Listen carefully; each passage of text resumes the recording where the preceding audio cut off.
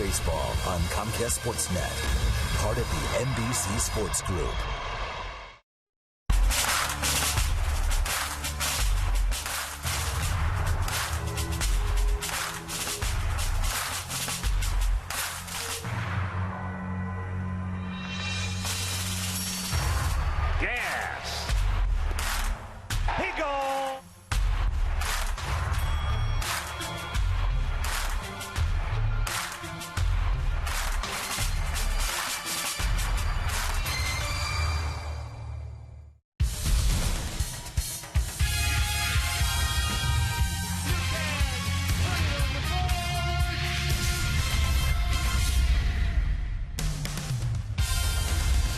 We are coming to you from the city beautiful Chicago, Illinois, where this afternoon Comcast Sportsnet presents White Sox baseball as Paul Konerko, Adam Dunn, Gordon Beckham and the Sox as they get set to butt heads with Brad Mills, Houston Astros. Hi, everybody, and welcome. I'm Ken Harrelson with Steve Stone as we get set to bring you the finale of this 3-game set and this 9-game homestand.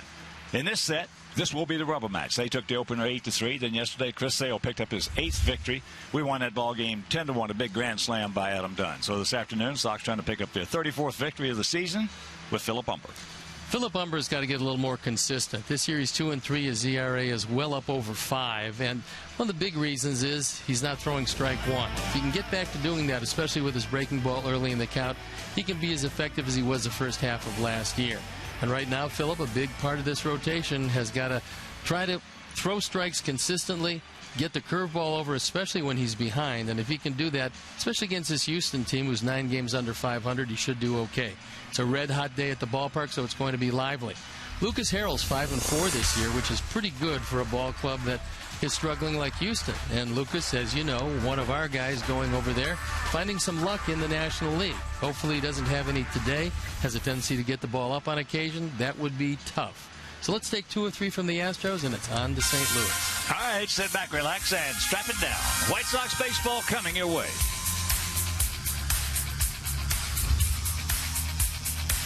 White Sox baseball on Comcast Sportsnet is brought to you in part by your Chicago area and Northwest Indiana Lexus dealer, who invites you to test drive a Lexus today. Blue Cross and Blue Shield of Illinois. Through it all, Ford. Drive one. The new wireless receiver from AT&T Uverse. Visit att.com/freeyourtv. Rethink possible. BMO Harris Bank. Helping money make sense. BMO Harris Bank. NA member FDIC. Geico. 15 minutes could save you 15% or more on car insurance. Visit geico.com for a free rate quote. And by Toyota. With great specials on fuel-efficient vehicles. Right now, you can get a lot for less at your local Toyota dealer. Day 89 degrees and very windy at the ballpark. Time now for the Miller Time Astros lineup. Jose Altuve, who's had a very good series leading off, and it's Bixler, Lowry, who's also had a good series, with Martinez, Wallace, Johnson, Bogasevic, Maxwell, and Snyder catching, rounding it out. The defense, an out-on lineup behind Philip Umber. Viciedo back in the lineup, that's good to see, with Diaz and Rios, Hudson, Ramirez, Beckham, and Konerko. Tyler Flowers gets a nod behind the plate, and our Lexus Pursuing Perfection starting pitcher is Philip Umber, who's looking for his 3rd win. His ERA over 5.5. He'd like to establish first ball, breaking ball on occasion, throw a few more strikes early, and his offense has been in high gear, so if he can hold down these Astros at all, the offense should take over. The umps for the game today: Mike Everett, the crew chief behind the plate, Paul Schreiber, Lance Barrett, and Laz Diaz rounded out. So we're ready to play baseball, and I'm ready to turn it over to my play-by-play partner, Ken Harrelson. Hi, Steve. Thank you very much. And once again, good afternoon, everyone, and welcome to White Sox baseball right here on Comcast Sportsnet. So happy you could join us for the finale of this 3-game set and the finale of this 9-game homestand. First pitch of the ball game is taken for a strike by Jose Altuve. Altuve comes in hitting at .325, 3 homers. He's driven in 19, 3 for 8 in this series. Outfield straight up. Hudson at the cut of the grass at 3rd. And here at the ballpark, 330 down the left field line, 335 down the right field line, 375 in the gaps, and 400 straightaway center. A beautiful afternoon for baseball.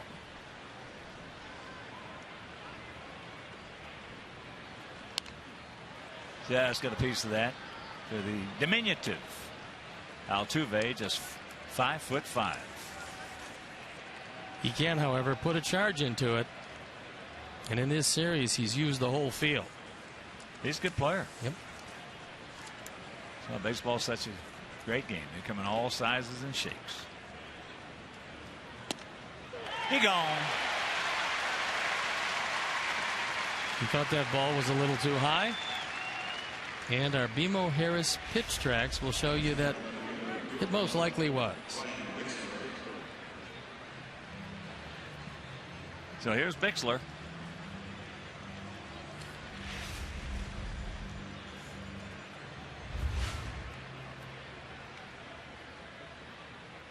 Bixler, the left fielder. Takes ball one. Astros come in hitting at .253 as a club with a 4.29 ERA. They're 7-20 on the road, but at home 4 over at 18-14. His lineup actually sets up well for Phillip because there's only 3 left-hand hitters in it. So he can use that breaking ball away from the right-handers and cut it as well as curve it. High in the center field.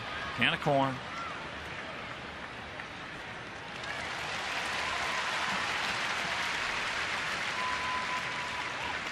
Two down.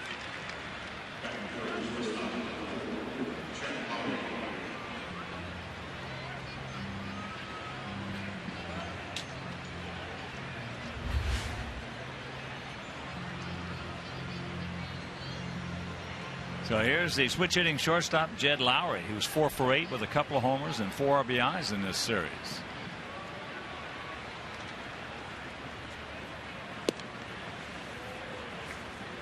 Takes ball one.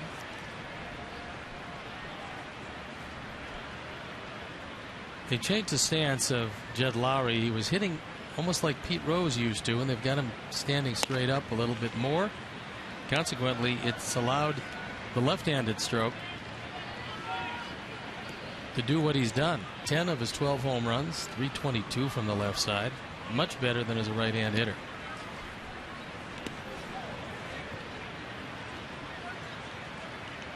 And the count 3-0.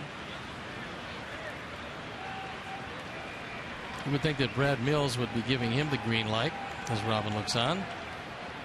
Only because Martinez up next doesn't handle right-handed breaking ballers well. And the count 3-1.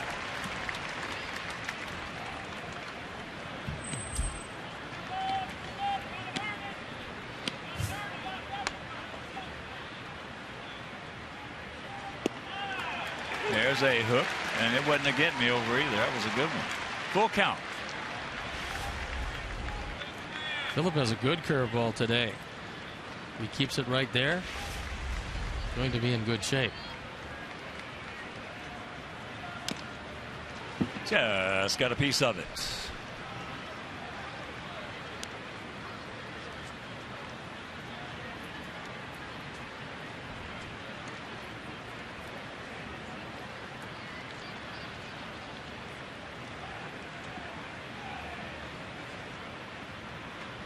And the payoff. He gone. 1, 2, 3 inning. Couple of strikeouts. After having a play, it's the Astros nothing, and our guys coming to bat. Who's going to line up our Sox today? It's going to be Diaza, red hot leading off, and Beckham, Dunn, Konerko, Rios, Ficiedo, and Ramirez, with Tyler Flowers and Orlando Hudson rounding it out. The defense, and how they'll line up behind Lucas Harrell, Bixler, Maxwell, and Bogusevic, along with Johnson, Lowry, Altuve, and Wallace. Chris Snyder behind the plate, and our Lexus Pursuing Perfection starting pitcher is the former Sox, Lucas Harrell. 5-4, ERA 4.70. And before we show you our picks to click, you at home select yours as Diaza takes first pitch strike from Lucas, 27-year-old right-hander out of Springfield, Missouri. Harrell 6'2", 210. One thing about him, he will get it and throw it. But they allow Chris Snyder to catch him each and every time out. The reason being Snyder is a veteran, and Lucas occasionally wants to invent a pitching style during the course of a game, and Snyder keeps him on the right track. Just misses there. Well, that was one of the reasons I liked him. He was a little out of the box. Oh, he's a real character. Yeah, good guy. Nice young man. And so far with the team 9 under, he's won over 500. So Harrell having a very good year in the rotation for these Astros.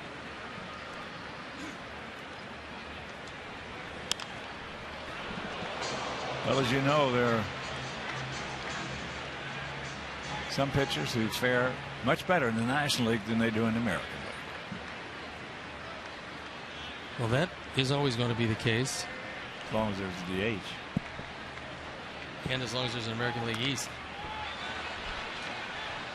You know, the East doesn't scare me that much at all. They, a few years ago, was really, really awesome. And if you look at the records, it'll show you the East is the strongest division in baseball. But for some reason, we play that East very well. High pop up. Everybody watch out. Altuve stays with it. Well, that's a ball. If Maxwell had played more center field for them, he would probably called and Altuve would have had to give it away. Instead, he gets a little face full of hand for his efforts. Bang. So here's Beckham. Gordon at 237, 8 homers, 25 knocked in. Takes first pitch strike. Gordon 4 for 10 with 3 RBIs in this series. All 3 of those RBIs coming yesterday.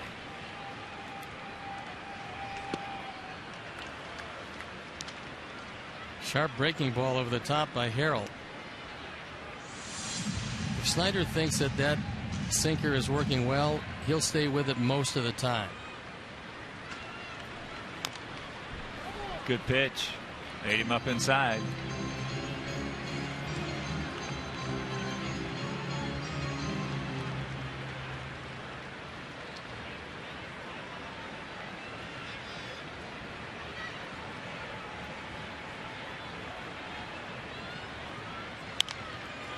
And that is going to be a souvenir right side.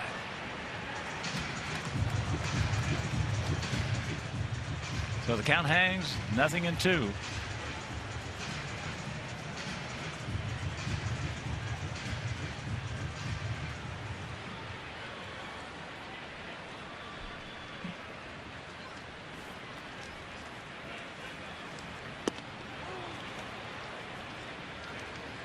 And right now, let's check out our Farmers Insurance picks to click this afternoon. Man Joe. Our director and crew went with Tyler Flowers. Steve's going with Giazza. And Tom Carter.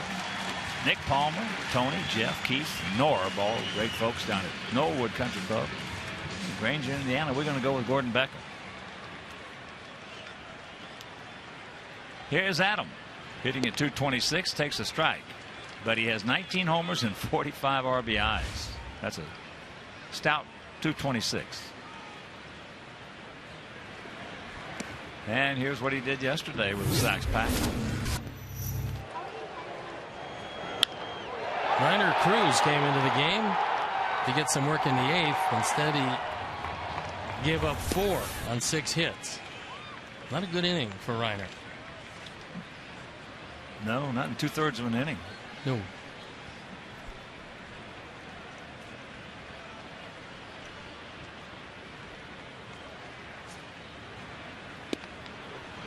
Change up way out in front. And the Bertucci's are in the house. Everything's all right. Bobby, Bruno, Anthony, and Giggs. Can't leave Giggs out. As that is left side, nice catch.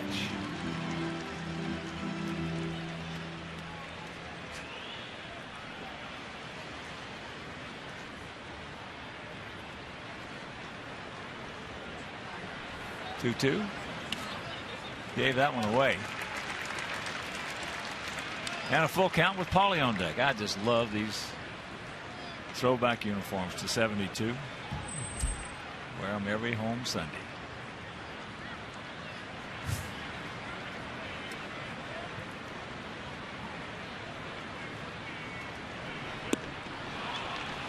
Another one. Changeup got him, and the 1-2-3 inning for Lucas Harrell. Time later in the game, brought to you by Miller Lite. No score, top of the second inning. It'll be Martinez, Wallace, and Johnson. It's a good look if you wear a lot of yellow.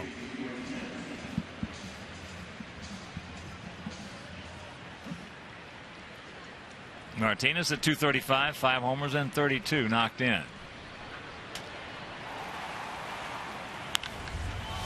That is high and deep to left field. And it is 1-0 Houston. First ball fastball. Martinez was able to bring his hands in and hit his 6th home run of the year. Anything up in the wind, anything to left or left center. And it's going out of here.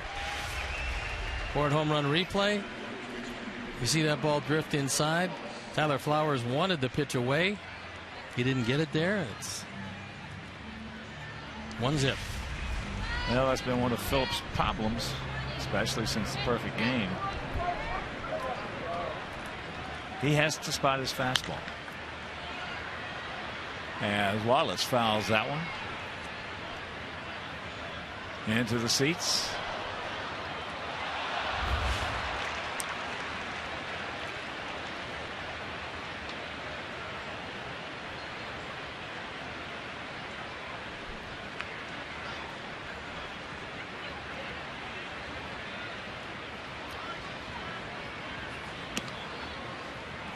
One and one to count. Wallace hitting at .381, a homer. He's driven in 3. 2 for 7 in this series with a homer. Well, it's a good line drive hitter. He's very strong. His only problem is finding a position on a daily basis. They've got him at first base. Played a little third at Arizona State.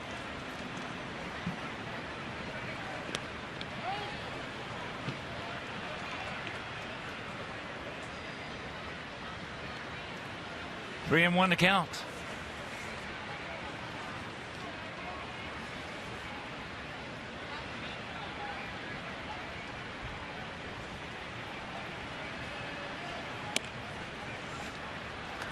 And there is, in essence, leadoff walk after a home run. Chris Johnson actually was ill for a couple of days, feeling just awful. That's one of the reasons why he came out of the first game and was not in yesterday's game, but he's back in the lineup here today. And he's a pretty good hitter.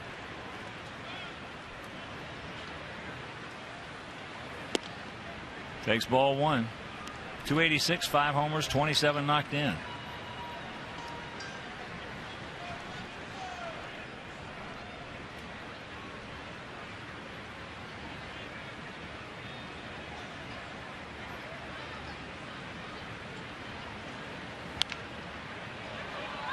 And that is in the mezzanine seats.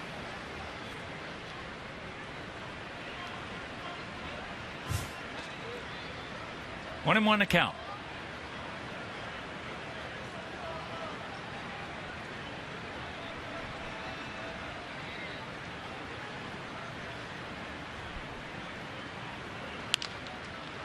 In the right field.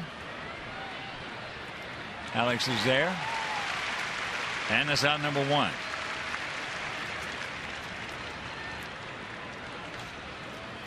And if you're looking for a flexible ticket plan for the season, White Sox Pick 7 and Pick 14 plans let you select the games you want, including great matchups like the BP Crosstown Cup Series. And plans start at just $89. Call 312-674-1000 and visit whitesox.com.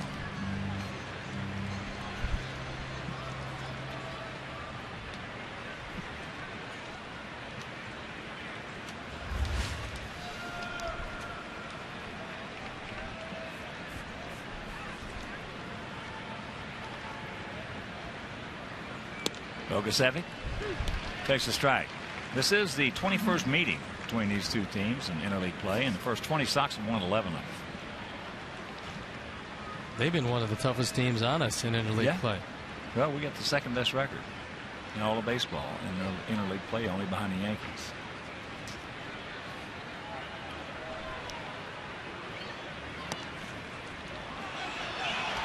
And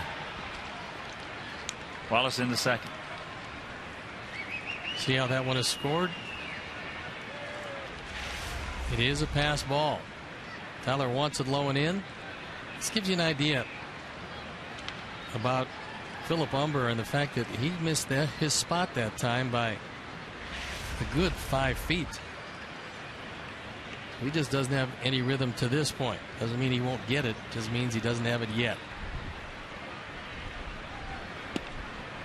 And there's a strike.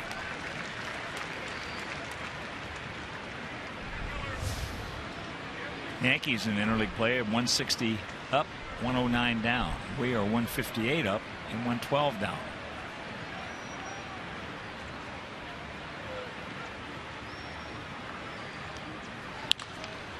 Ball hit hard, but we got a man there. Wallace is not going anywhere, so out number 2.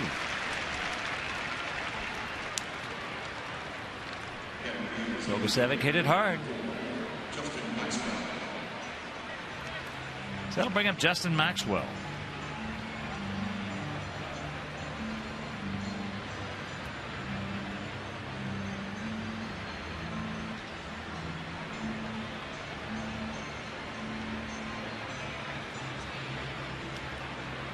Maxwell hitting at .222, 5 homers and 15 driven in.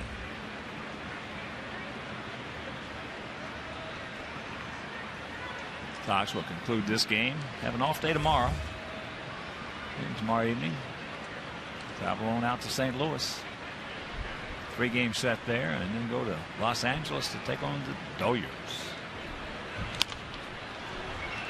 And there's the pass ball.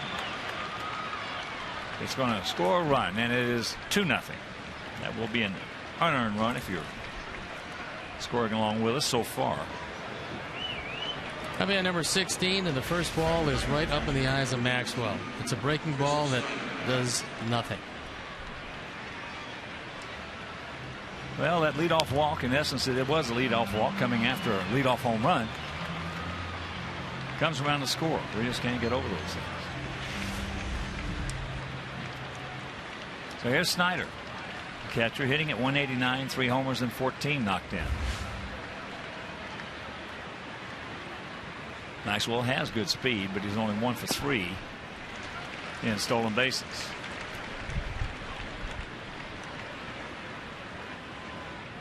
Dave Clark going through his set of signs at third base.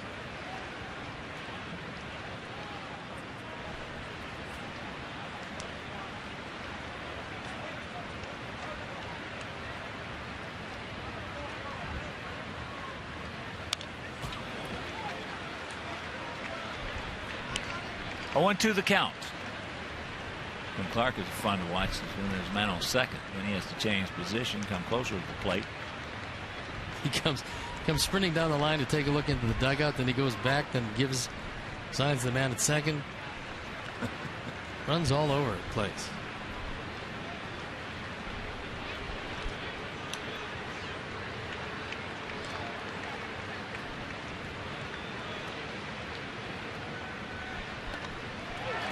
He gone, but they put a pair on the board after an inning and a half. 2-0 bad guys.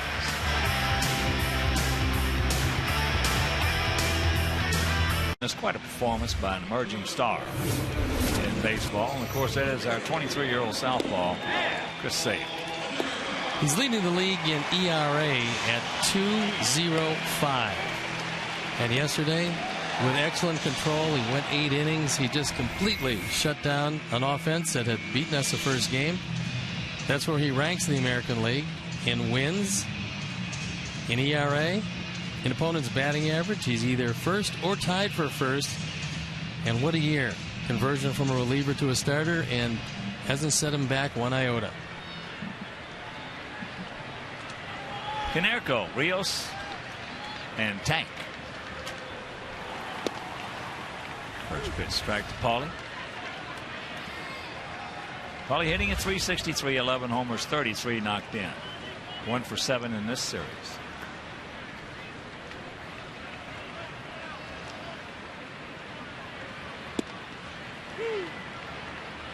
And another strike.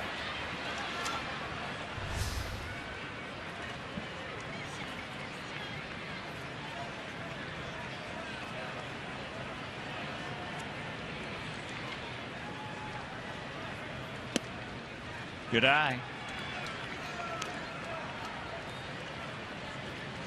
Career leaders, interleague home runs. Jim Thome, who hit one yesterday, has 60. Paulie has 55, tied with Ken Griffey Jr., who's not likely to hit any more. So I'm liking Paulie's chances overall to eventually lead everybody. There's a little two-hopper. So 1 out. That'll bring up Alex.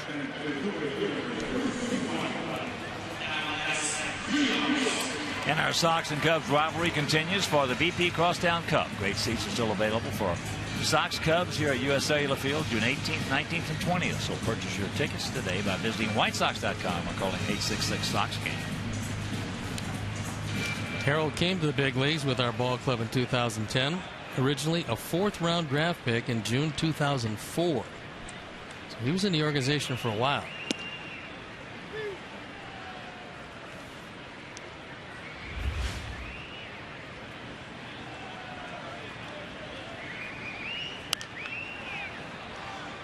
That's into the upper tank and very quickly. Strike 1, strike 2. Nothing into the count.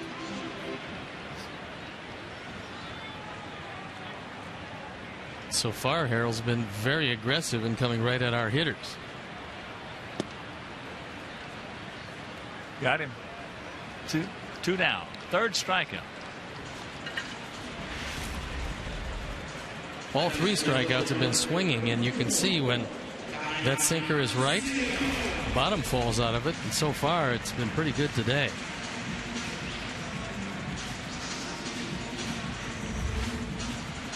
That'll bring up Tank, hitting at .267, 12 homers and 29. Missed yesterday's game because of tightness and hamstrings. Jordan Danks filled in for him, and all he did was have a big day.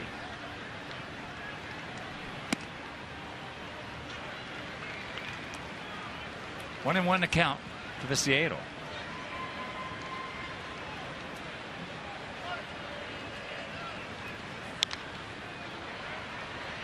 High into the right side. And a nice catch right there by Wallace. Wow. Beautiful play. Meanwhile, quick 1-2-3 inning. And we trail it 2-0. And an RBI single by Maxwell. It is 2-0 Houston. Top of the order, Altuve, Bixler, and Lowry. Got to watch the first pitch with the little guy. He really likes to jump on it.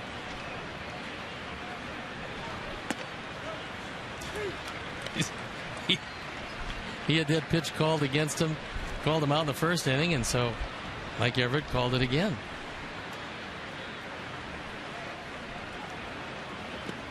Breaking ball, and very quickly it's 0-2.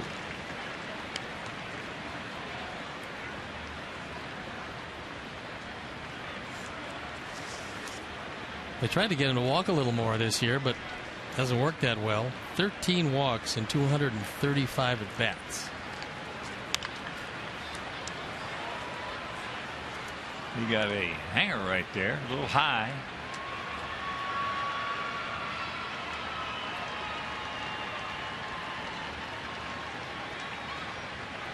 If you're getting a face high fastball called, go back up there again. That curveball hit into right field. Alex coming on. Yes.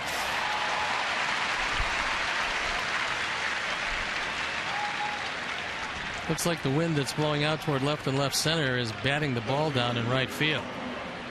Knocked that one down. Yep. And for the moment, Alex was fooled, but had the speed to come on and make the play. And he really had to hustle at the end of this one.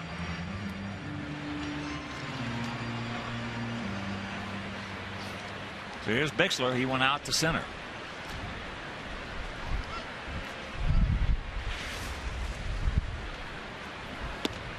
Takes a bunt, takes a strike.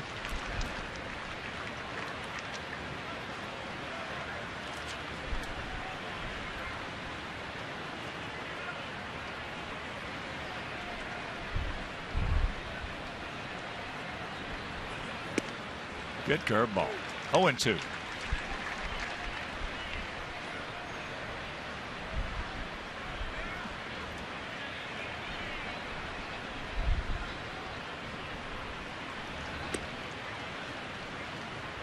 Good night bite. Now, good place for an 0-2 curveball, however. Close enough to look tantalizing, but not really hittable. Here's another one. That one a little high.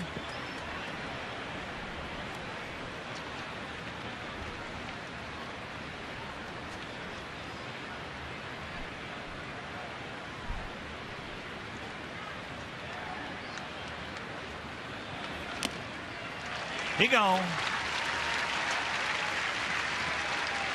4 strikeouts for Phillip and Neil Young and Crazy Horse. Neil Young and Crazy Horse. Well, they're coming to the United Center on October 11th. Tickets go on sale Monday, June 11th at 10 a.m. at livenation.com. All Ticketmaster outlets or charged by phone 800-745-3000. Neil Young and Crazy Horse. Lowry struck out his first trip. 3-2 fastball got him. And there's the strike.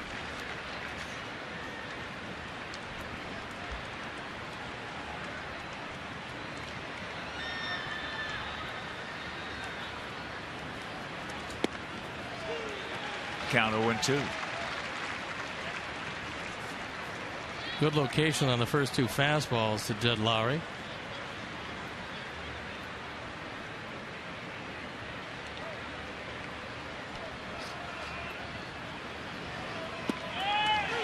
He gone. Backdoor hook. 1-2-3 inning. 5 punch outs, but we trail it 2-0. We ask you which 2 players in Astros history each won 5 Gold Gloves. It's a lot of defense. You think about it. We'll get back to you a little later in the game with the answer. BB. As here is Alexei. 2-0 Astros. Bottom of the 3rd. Alexei, Flowers, and Hudson. Lower 3rd of our order. As Lucas has retired all 6 he's seen.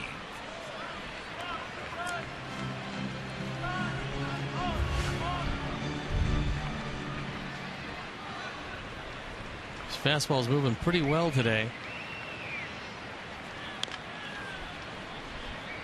And he's just bearing it inside to a lot of the right-hand hitters. Well, you shaped him up nicely at the top. And you're 5-4 with this ball club. And this is his 13th start. You pitched well. Watch out. He's got an opportunity, and that's the only thing you can ask. Get an opportunity. Move into the National League, especially in that ballpark in Houston where you can pitch to right and center field all the time. And there's the base hit, so you can cancel a post-game show.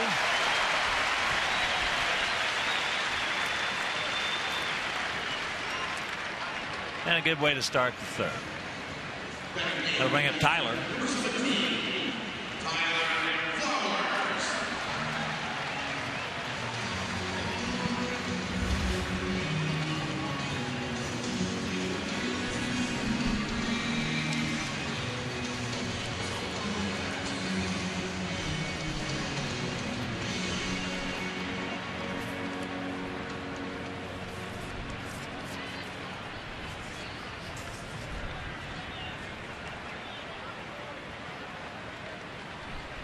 Tyler 2-11, a couple of homers.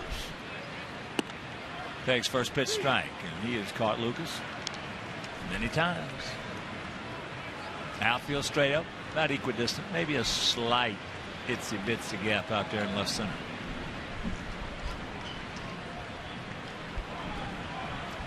Lucas has a decent move over to first. And the count 0-2.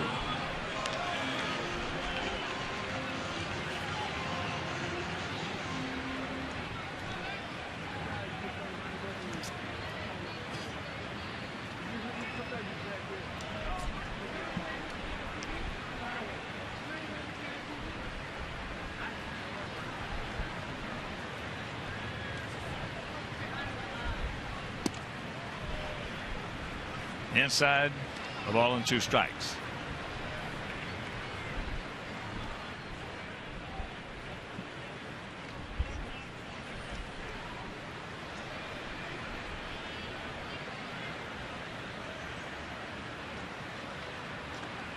There he goes. And the ball gets away. So it'll be a stolen base. Alexi now 8 for 9 in that category. Snyder went to backhand it. It would have been doubtful even had he come up with it. If he'd have thrown out Ramirez. It's a decent jump. But this is a tough ball to handle. And he's in scoring position.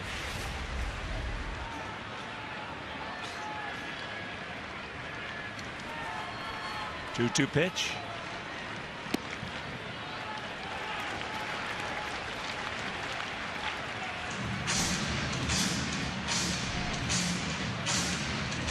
All 4 base hit. Tyler Hudson on deck.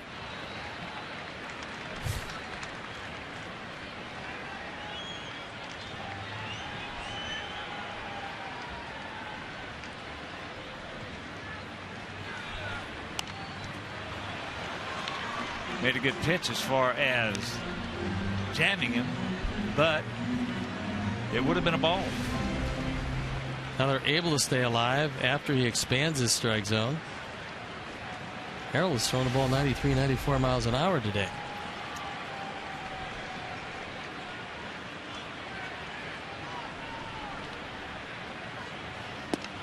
And there is a good at bat. Something cooking here in the bottom of the 3rd.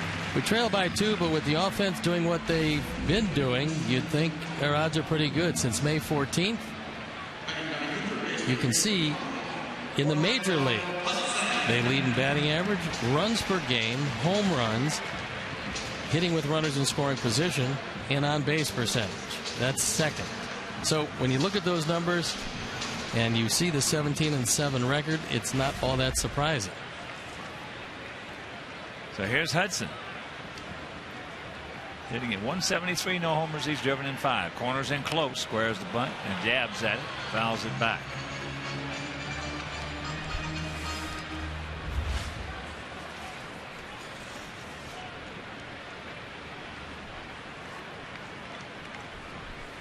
Hudson does not have a sacrifice yet for our ball club. Johnson has got a good strong arm in very shallow at 3rd. If you're going to bunt it down there, you can't bunt it too hard.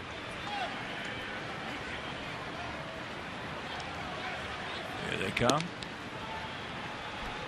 Pulls it back and takes ball 1.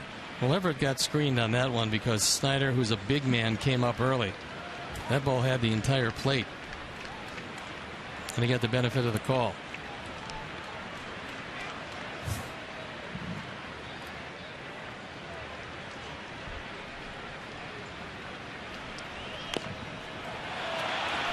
That'll get the job done. So sacrifice 2-4. I used to love to watch Bagwell on that play. Man, he was fun to watch. Jeff Bagwell was as fun to watch play defensively as any first baseman in recent years. I'm not sure how many guys had more range. There might have been some guys who had better hands. Maybe Keith Hernandez. Maybe Mark Grace. Mattingly, yeah, but right there was Hernandez. But with because he was a third baseman, with his range, and he did have a very good arm in those days before he hurt it, he was fun. So here's Diazza. He popped up to Altuve at 2nd. And there, look at this. Sweet of what? So now they're going to hold Tyler at third, and it's a 2-1 ball game. Alejandro with 27 runs batted in. And if you're looking for a catalyst on this team, you're looking at him hit right there. Takes it right down the line. Johnson was off the line. He was in. And because Diaza has bunted that way, and because that's what the advanced scouting reports say, when you bring the third baseman in, there's just no room when you slap it by him. And a good call by Joe McEwing right there.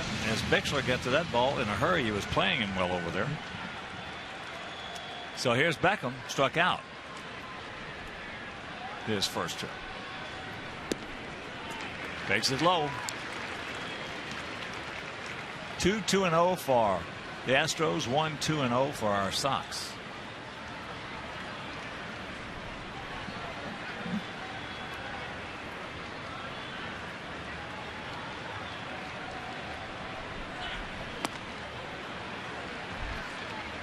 Gordon pulling off that pitch. That was the top of the zone. Probably not what Harrell had in mind, because he's thinking about a double play. And this, if anything, yields a fly ball. Well, that was Lucas's problem when he was with us. He just made an awful lot of bad pitches. Good eye, good take. 2-1. Well, Diaza has to make sure that on a ground ball, he gets down to second to get a piece of the pivot man, because it's going to plate the tying run if he can break up two.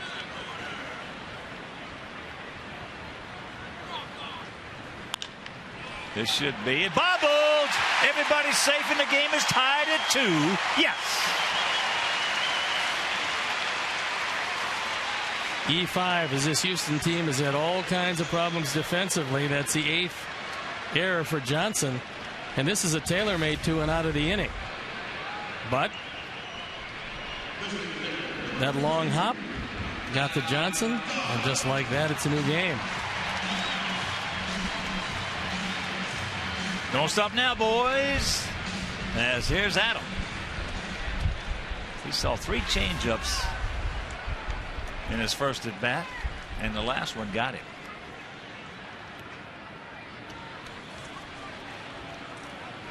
So that one, two-seamer, runs outside.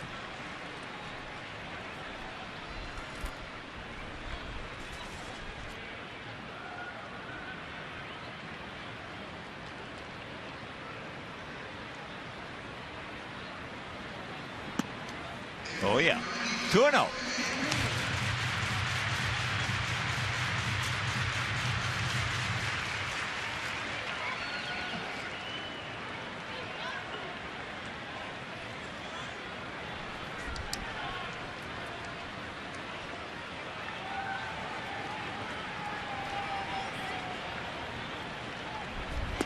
Change up.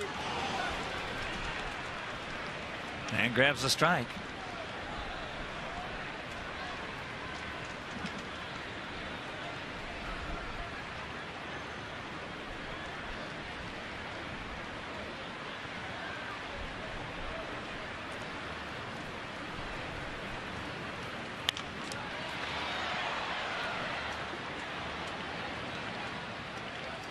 Harrell gets back even at 2-2.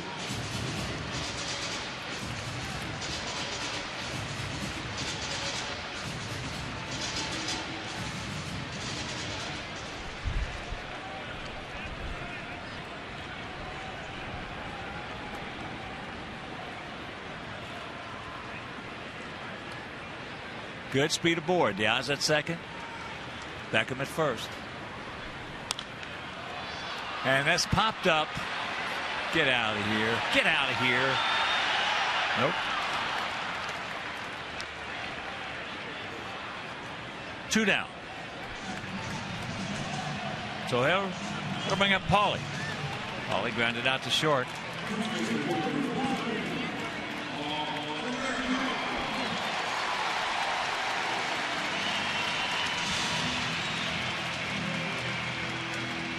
Top of the third in St. Louis, Cardinals leading Cleveland 1-0. Detroit and Cincinnati play tonight at the Great American Ballpark.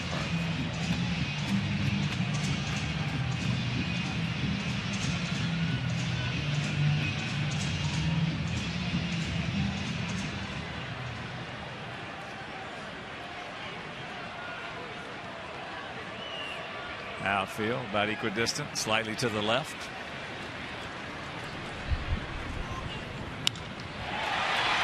And that's into right field. And that'll retire the side, but Sox tied up with a pair. We'll go to the fourth, 2-2. Burritos Locos Tacos from Taco Bell. It's the top of the fourth inning. 2 runs, 2 hits, 1 error. Big error for them. 2 runs, 2 hits, no errors for us. As Martinez takes a curveball strike. He homered, leading off the second.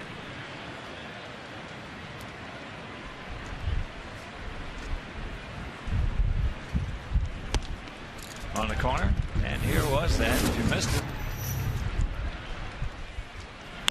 First ball fastball, inner portion, up in the jet stream, and gone. He gone. Those pitches he's not going to be able to handle. If Phillip can get the curveball over the plate at all, Martinez will be a non-factor. Well, you know, Phillip, even when he's pitched well, just to the eye, just looking at his motion, there's a lot of labor in there. But it seems like when he pitches his best, there's less labor. Like that curveball right there. He stayed back nicely, just let it work for him. Well, he wasn't trying to wipe him out there. No. He just wanted to get it over the plate. But when he tries to wipe somebody, he powers through Right. it, and that's when he either throws it in the dirt or hangs it. As Wallace walked and scored in the second. Well, that's the understanding of the curveball, knowing that it's strictly a rotation pitch and not a velocity pitch. Because when you try to throw it harder, you don't get the rotation and you don't get the quick break.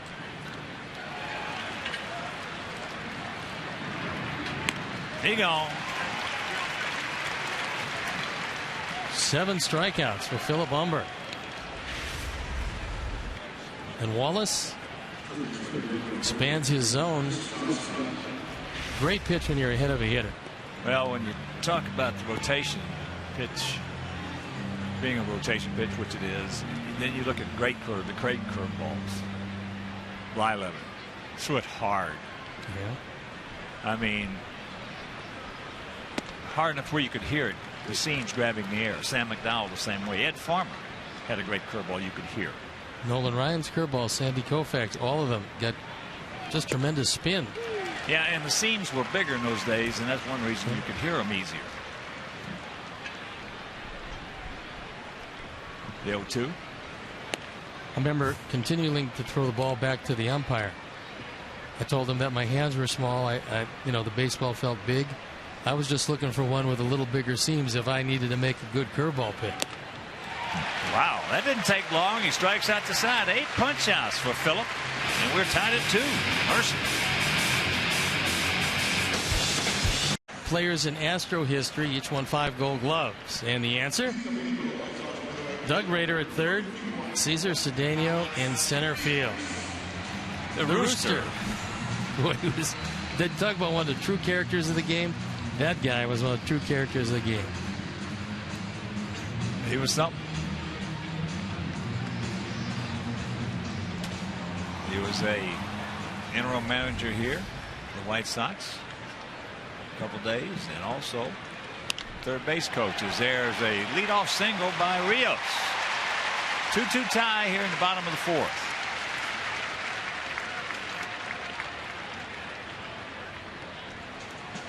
Now Rooster, among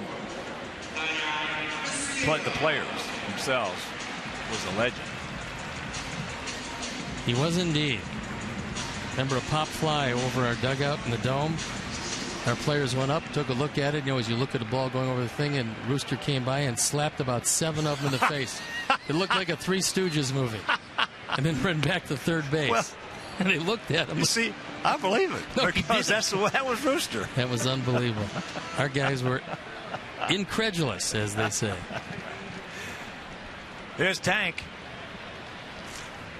Tank fouled out to Wallace, who had to go a long way, made a beautiful catch over the shoulder. Yeah, God was something.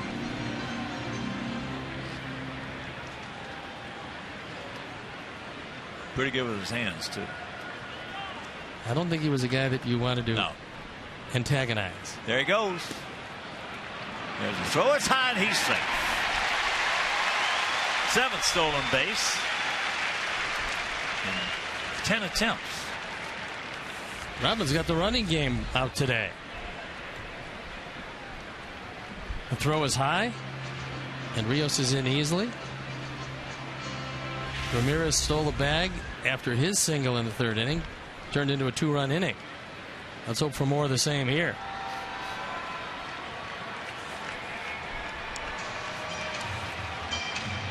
So now we've got 44 stolen bases. Been thrown out just 16 times. And the Astros have had all kinds of problems throwing out base runners. So Tank's got a job to do. And the 1-1 pitch.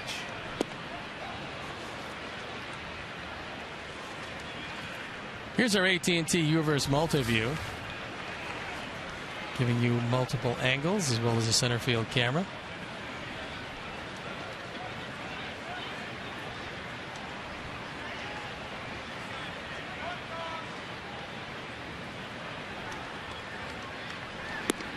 That's low. 2 balls, 2 strikes to Viciado.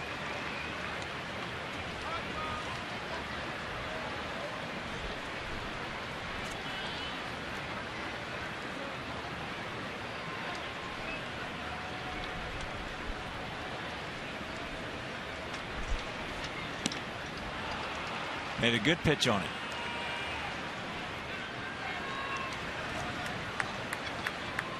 So 4 strikeouts now for Lucas. Big strikeout there.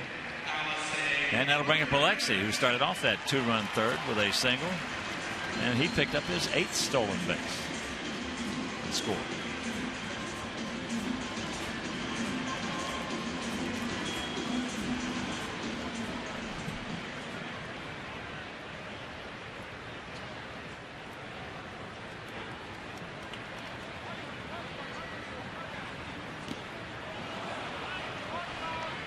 Oops. It was an interesting swing.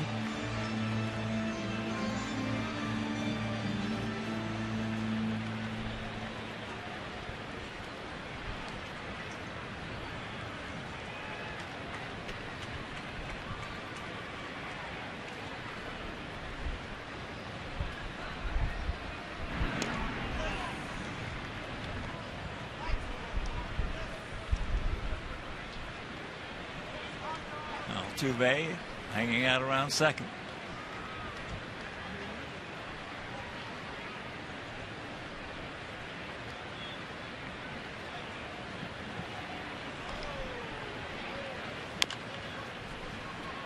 That's foul. Count 0-2. And you can stop by Bacardi at the Park at US Cellular Field at the Gate 5 Plaza. Bacardi at the Park offers a full menu from Gibson's Restaurant Group and opens at 11 a.m. before all home games. It's a great place to hang out and watch the action on over 70 HD TVs. Bacardi at the Park.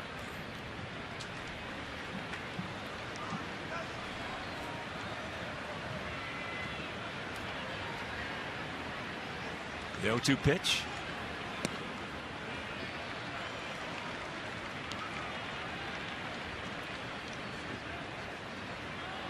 Yeah, getting back to you wanting to change the baseball to get a bigger seam. Back in those days, it wasn't as easy to change balls as it is today. No, some umpires actually took exception to that. Oh, they hated it. They did not like it at all, most of them. That ball gets away, so now he's into third. Snyder not having the best of days behind the plate.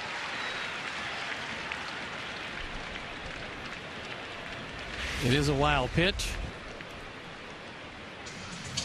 Probably one that Snyder, if he just shifts his body at all, is going to be able to block. Now it forces the infield in. And now Brad Mills is telling him it's early enough in the game to play back.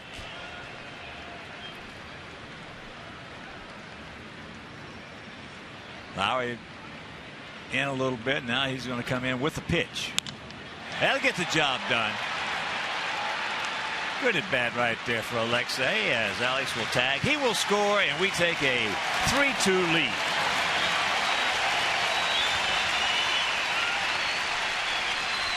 So the running game and some very opportunistic offense that put our ball club in the lead. RBI number 27, good at bat by Ramirez. Got the fly ball when he needed it.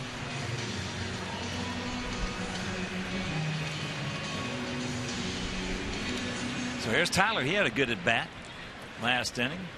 Fell behind the count, then drew a walk and came around to score.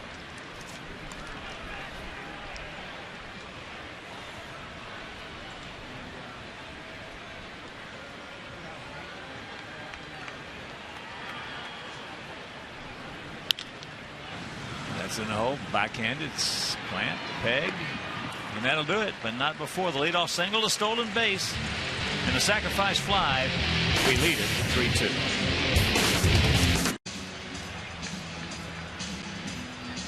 And a reminder, Sox fans, Sunday, June 24th, is 70s Day here at US Cellular Field. Now, the first 10,000 children 13 and under in the ballpark on the 24th will receive a kid's 1972 replica jersey, courtesy of Pepsi.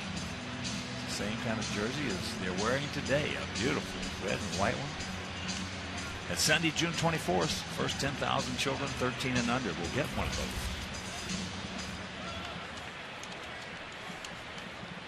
Bob Grimm and I were talking this morning. The giveaways this year, I think, are the best we have ever seen. Terrific. They are that. And very well made. Big hack.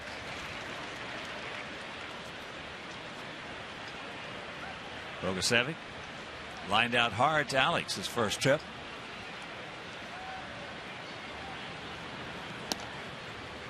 Turns that one over.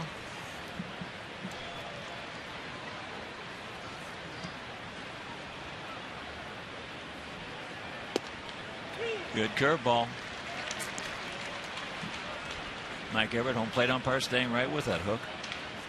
Some umpires will, if it starts off high or out of the zone or try to backdoor somebody, they'll quit on it. You know that better than anybody with it being a breaking ball pitcher. Boy, there's one just almost dehorned it. Bogusevic has shown himself to be a pretty good hitter. I know that batting average doesn't look like much, but he's had some very good at bats in this series. And that home run he hit in the opening game. Oh, that was a bomb. A bomb. Philip fortunately was able to duck under that one.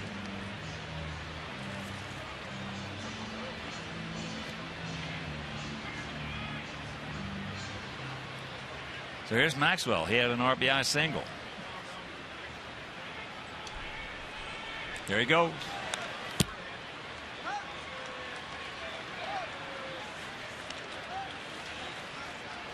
And here he comes back. He has 6 stolen bases this year, been thrown out 3 times. So decent enough speed for the Chicago area native.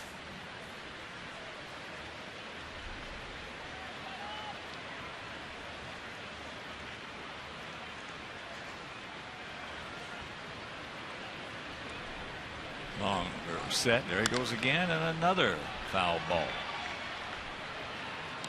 So 0-2 the count.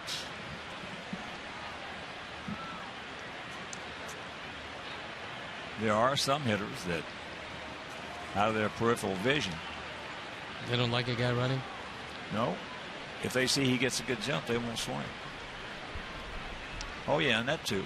But yeah, especially what you don't like a guy running, especially at second base.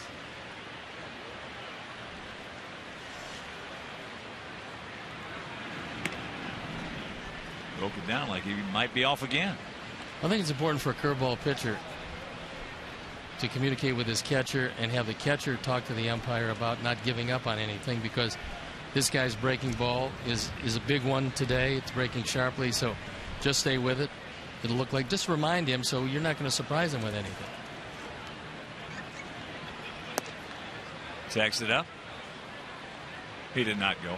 Usually if you tell him before the fact, I mean, you're not telling him after a pitch, but you're telling him before the inning or before the game so that you're not showing him up. Nobody knows the conversation you've had. He'll be more apt to give you a couple of those pitches that are late breakers. Carlton Fisk was really good at that. If he had been catching you before every game that you pitched, he would be talking to the umpire before the game started. When he went out there to warm you up, he'd be saying, hey, you're going to be throwing a lot of curveballs with the guy. It helps. It helps you get, if it helps you get 2 pitches in a game, could prove to be winning pitches.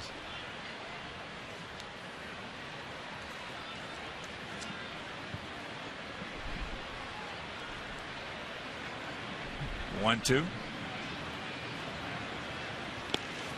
Nice block by Tyler. Still got to get the hitter, though.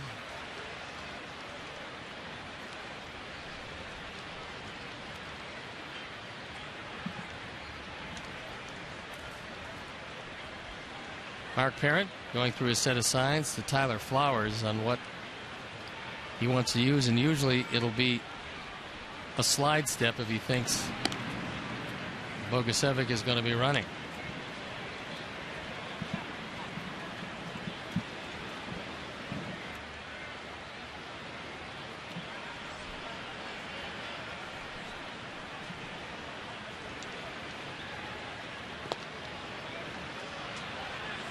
Had him 0-2. It is now 3-2.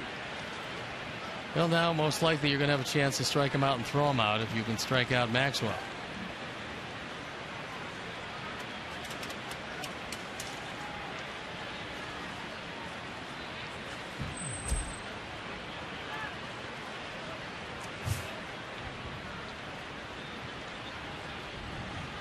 There he goes. Did not get a good jump, so if he had struck him out right there, it would have been a strike him out, throw him out. But on 3-2 in that situation, you're not supposed to get picked off. So you can't get your normal good lead and good jump or your normal good jump. Yeah, the manager is not going to get on you for not taking off early because you're not trying to steal the base, essentially. There he goes. A little better jump right there. In the high 80s at game time, Bogusevic is going to need a little oxygen at first base. He's been on the move a lot, and every time he's run, Maxwell has fouled it off.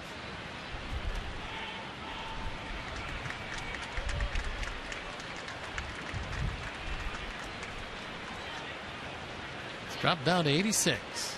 Fortunately, it's not overly humid today.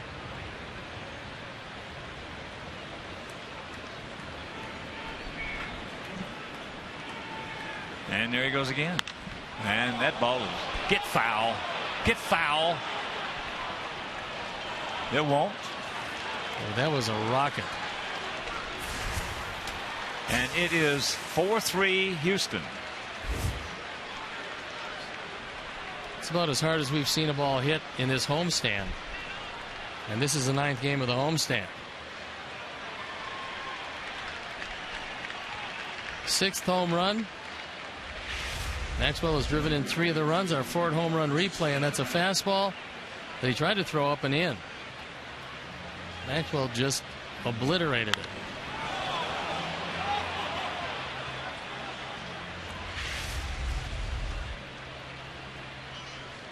So the leadoff single by Bogusevic. And then the long home run, and here is Snyder, who struck out.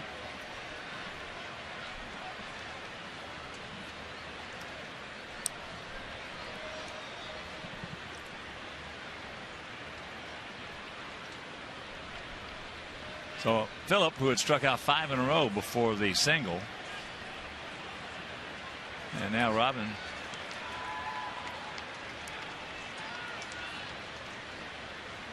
talking with Mike Everett. Yeah, they're going to have a review. I don't blame him. Take a shot. That ball was hit so high. you'd love to see it overturned.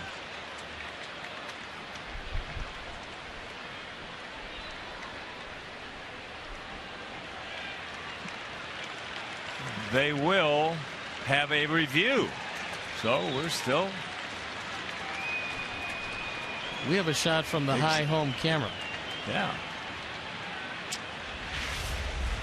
Take another look. And the problem is that it is so high, you can't really tell. You know where it lands, but that doesn't matter all that much.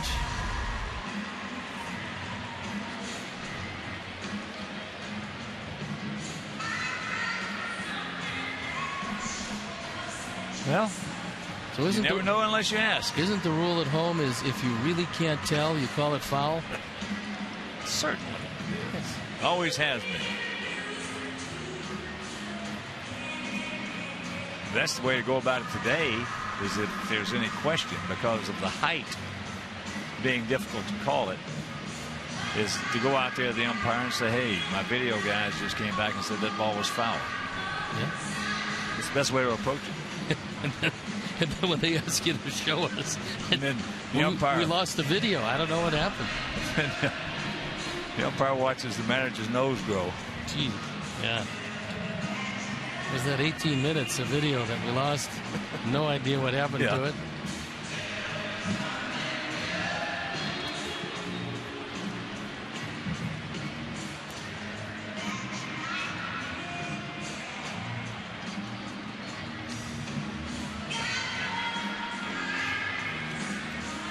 Our crew has a bit of a different look.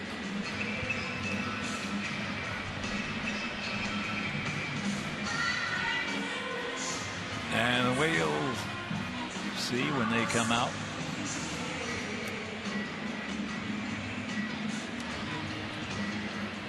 Okay, let's take a look at it.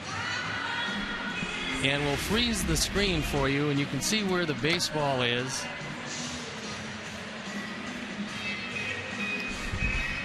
And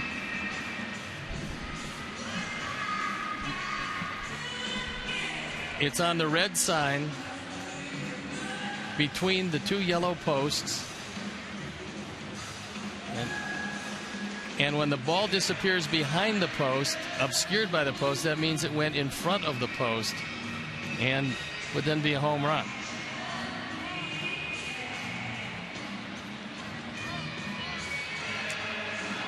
But they're taking their time, so you never know. And it is a home run because it was. That's just kind of the deal.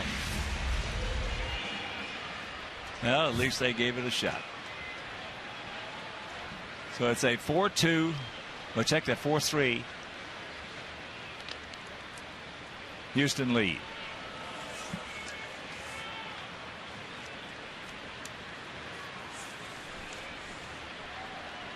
It's now 11 home runs given up by Philip Humber.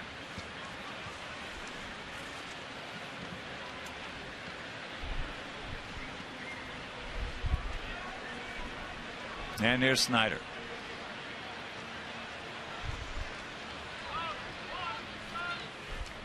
He struck out his first trip. Takes the curveball strike.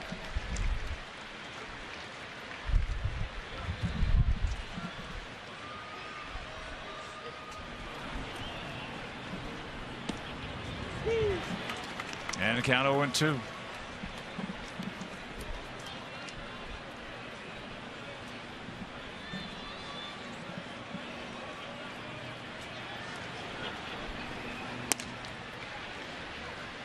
I would say with Philip, he's just going to have to start locating that fastball better. Well, he located that one 461 feet away. He gone. That is a long home run. Hit by Maxwell. Second time that Snyder has been called out on strikes. That was a good moving fastball.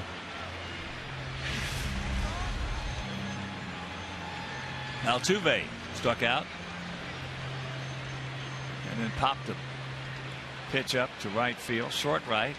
Alex had to come a long way and get there in a hurry, and he did.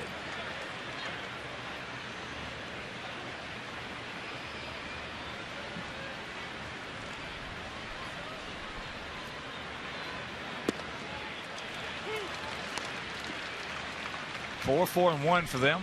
3-3-0 for us.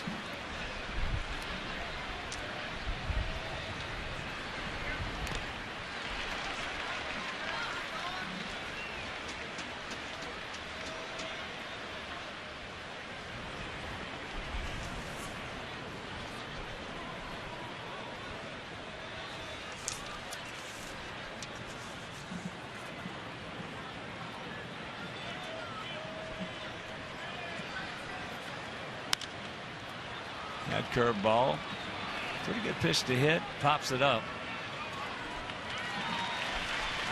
2 down. Astros came into this game as a team with just 49 home runs in 59 games. But it's been the long ball this afternoon that has propelled them to the lead.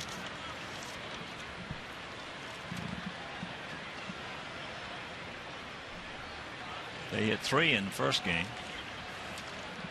1 yesterday.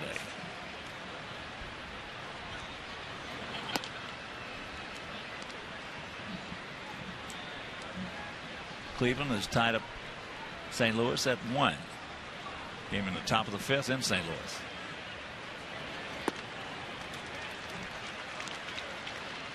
Bixler with a 1-1 count.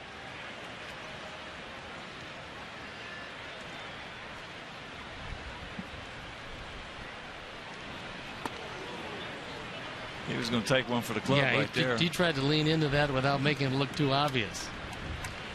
We saw that in the College World Series last night. They called the player back who leaned into a breaking ball with the bases loaded.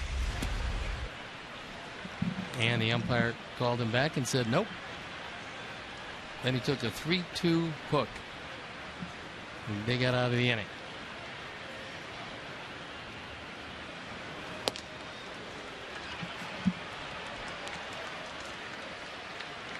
So the 2-out walk. And that'll bring up Lowry, who was 0 for 2, a couple of strikeouts. 1 swinging and 1 called. Swinging on a fastball, called on a backdoor curve.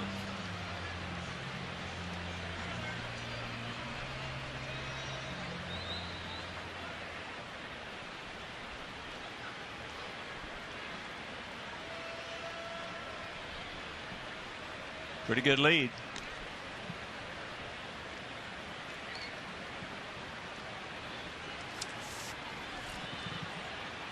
Bickler's got some speed, but he's only been up for 8 games.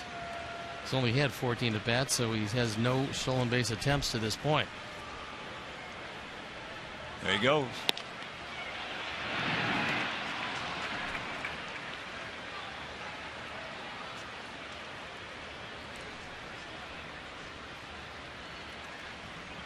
His last stolen base, July 4th of last year. So he's been saving it up. That's why he got down there so easily.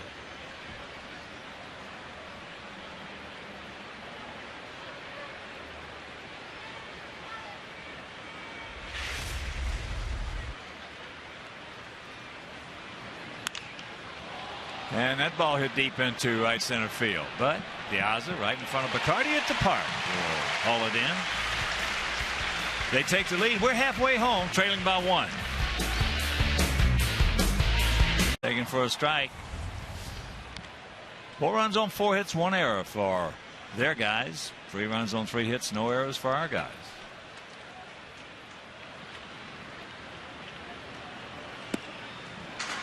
One and 1 to count.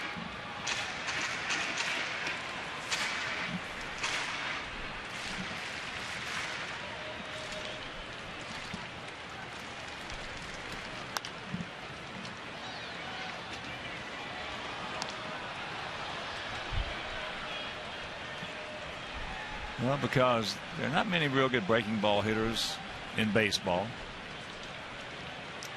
The fastball is the best pitch in the game.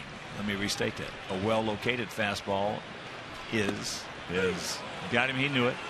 1 out is a well-located fastball, and one of the worst pitches in the game is a mistake with a fastball because there's so many good fastball hitters. Well, where Phillip has gotten hurt on the fastball has been when he's trying to throw it inside, he doesn't get it inside far enough. Because there's very little margin for error in there if you do miss and you don't have a big fastball, and Phillips doesn't fall into that big fastball category.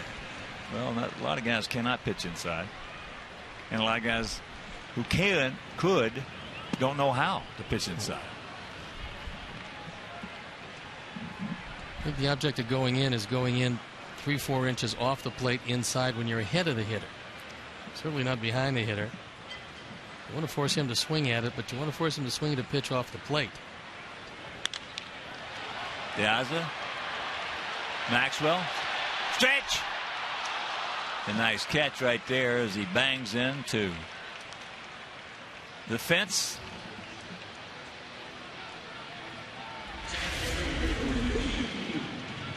Maxwell stays with it.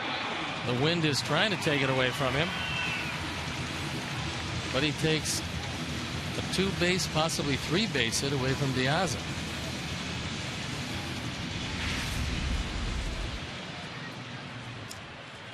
Now here's Beckham.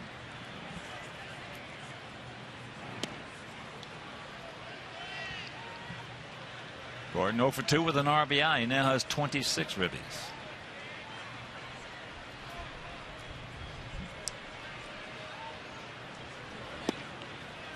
Breaking ball and the count 0-2.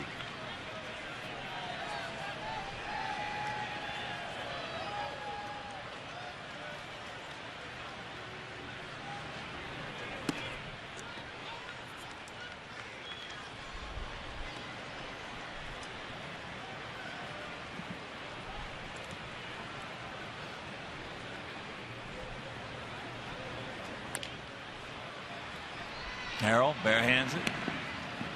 And that's a quick 1-2-3 inning. We'll go to the 6th, trailing 4-3. Houston. It'll be Martinez, Wallace, and Johnson.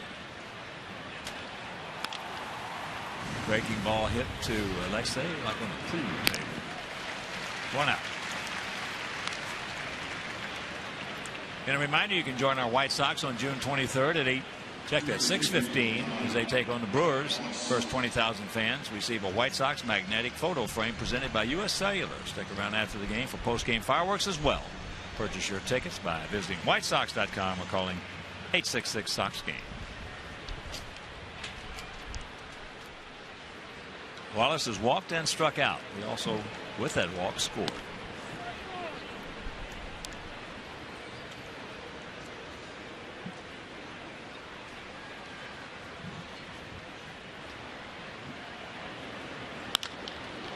And that ball hit hard into right center field and out of here. So it's a 5-3 Houston lead.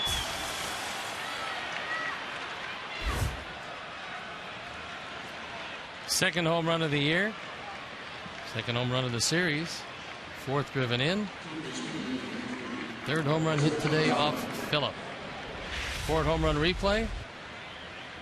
Another fastball. Not well located. And gone. Because the wind is batting the ball down, but that was a line drive. Johnson.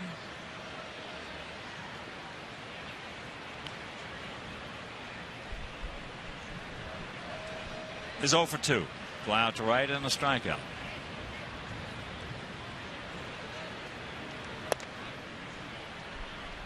Five. And 1 for them. 5 runs on 5 hits. Of the 5 hits, 2 of them stayed in the park. And there's a base hit.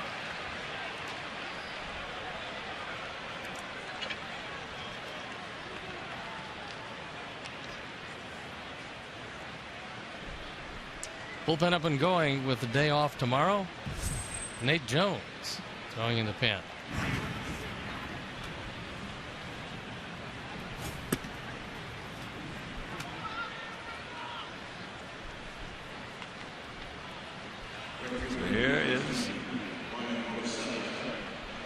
Bogusevic. Don Cooper wants to find out how far Jones is away from getting loose. And here's Robin.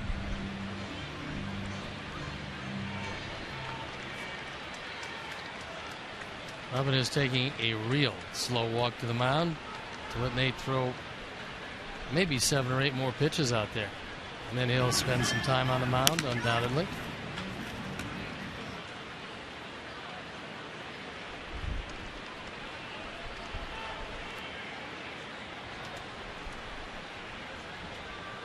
Mike Everett, home plate umpire and crew chief.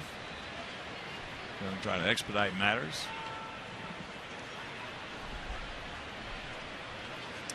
And he does, as Robin makes that call to the pin. So Philip Humber will depart.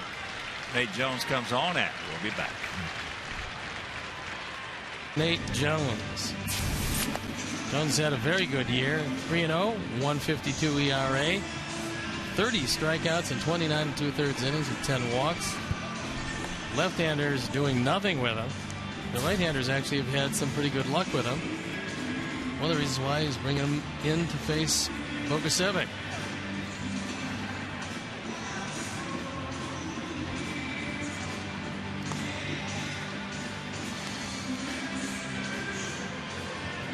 In that Cleveland-St. Louis game tied at 1, Beltran has hit another home run. He now has 18. Pretty nice resurgent year. He had one yesterday. Yep. Against the Indians. So here we go. 1 out, 1 on.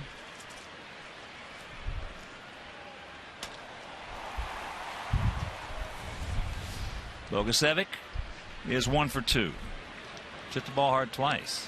Line drive right to Rios in the second, and that leadoff single is shot right back to the middle last inning.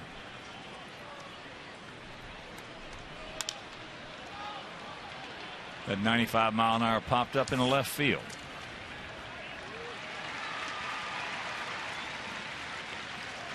Here's our Xfinity high-speed action replay, and it came off the bat of Justin Maxwell. 461 feet. Crushed down the line. The longest we've seen get down that line. And he's got 3 driven in today.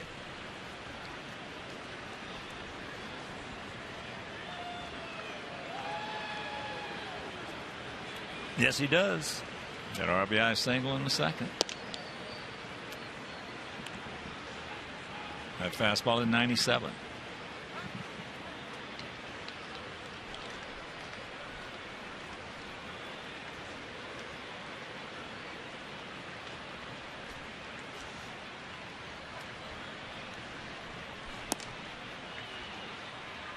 That one at 97, and the count 2-0.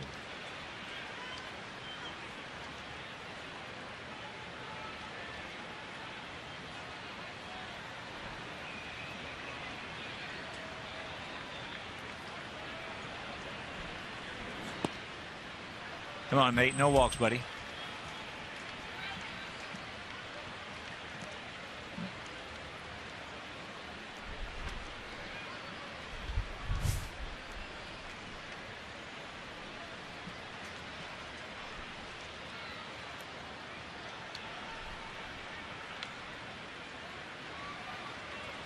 Real pitch.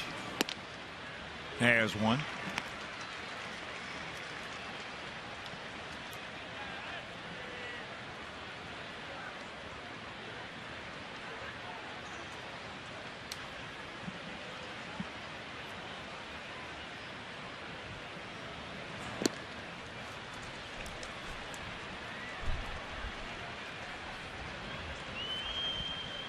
So that is the 3rd walk issued to Houston hitters today. And that'll bring up the catcher. Chris Snyder is 0 for 2 with a couple of strikeouts. Certainly didn't want to give in to Maxwell there. Not the way he's swinging the bat. No. Snyder hasn't swung it well, but he won't be looking at the same kind of curveball from Jones that he was looking at from Humber. right up over Steve's head.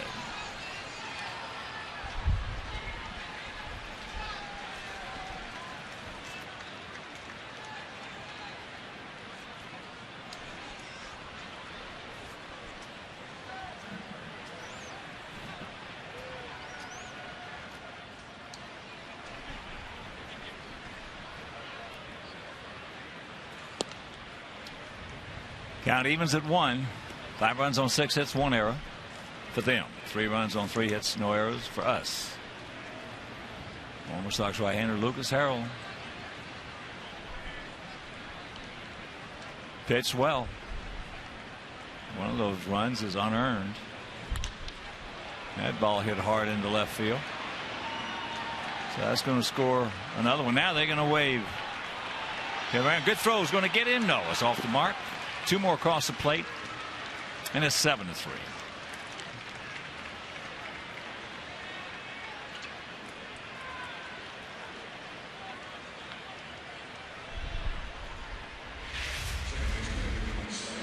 Slider can hit a fastball.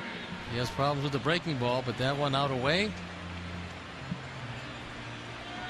Cito gets to it quickly enough, but the relay throw back in with the speedy Maxwell doesn't have much of a shot to get him. He can really run. It would have taken one right on the money. So here's Altuve.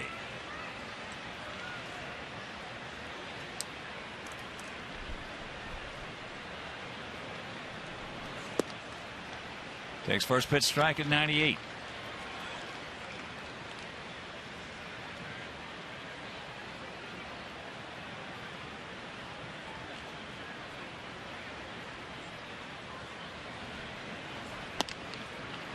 That breaking ball hangs high and in.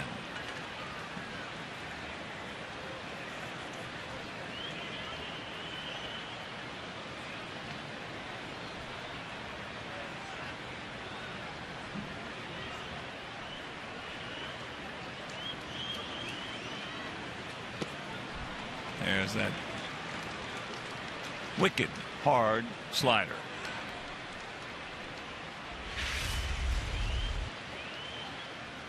Not much of a chance here for Altuve.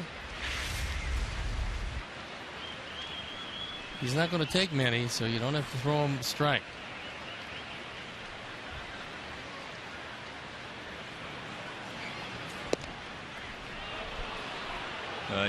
Everett started to come up with it.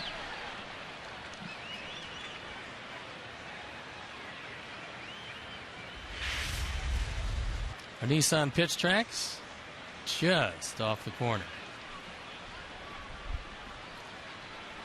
And the 2-2. There was a hanger. Thank goodness he was a little quick.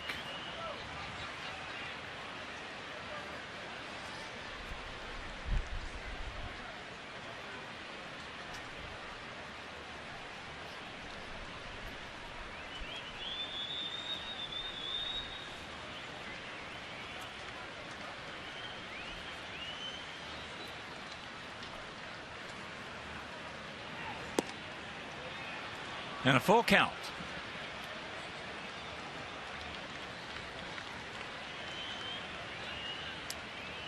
Two-run double by Chris Snyder.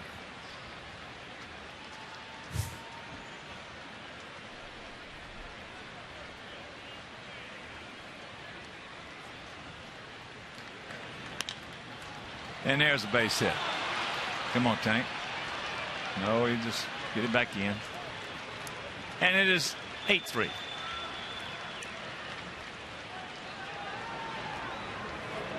th run batted in for Altuve.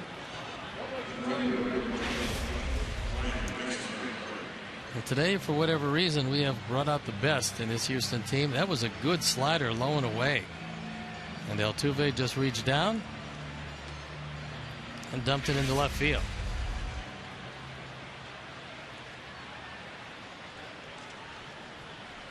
So here's Bixler.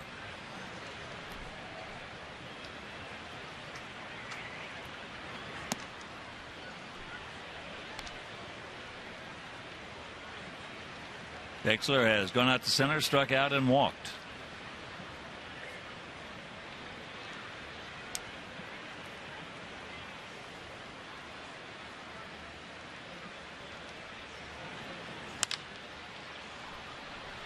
And that is in right field. Alex giving chase, and that's going to be a souvenir.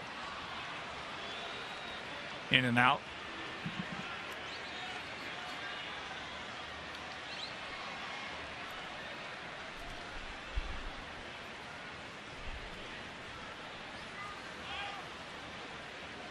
Four runs across here in the top of the 6th inning. Opened it up. 8-3.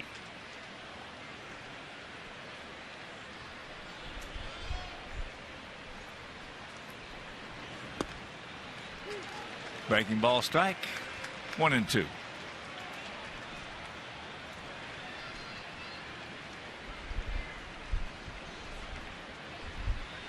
Wind continues to howl here, and still a long way to go for us against their pitching staff, which has been vulnerable at times.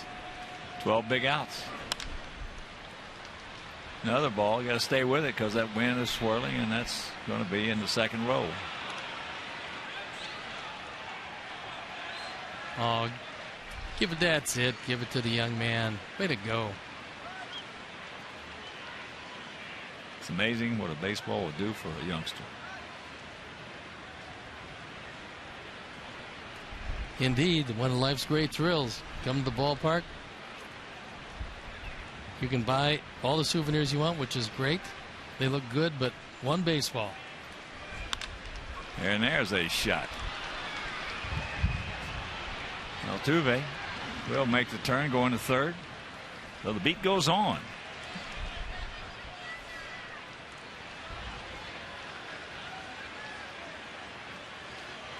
Don Cooper now coming out. He wants a word with Nate Jones, who for one of the few times this year hasn't brought his good stuff with him out of the bullpen.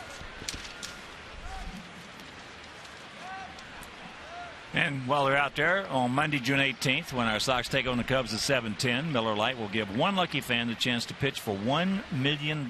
So for tickets, call 866-SOX-GAME or visit whitesox.com. That's Monday, June 18th, Sox and Cubs. And one of you will have a chance to make a throw for $1 million.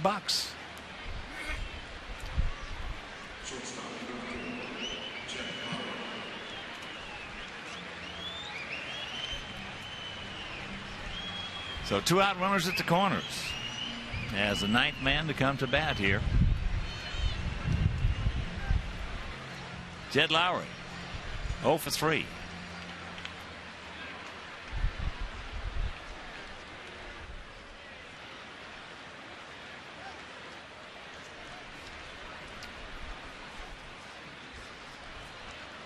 There he goes. Going to go through. Well, we're going to have to work on that because that's twice in the same series. We've had situations where, in this case, a double steal. In the other case, Maxwell scored from 3rd on a rundown. Might not be devastating in this game, but it will be down the road. And you work on this in Little League all the time. Runner stops. Good timing, and that's the key. Altuve scoring easily. Double steal. 1-1 the count. Boy, we have been playing such good fundamental baseball in the last couple of days, or in this series, I should say. Not so good.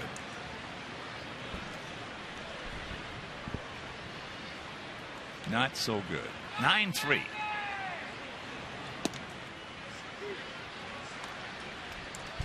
Makes the change up in to grab a strike. 2-1.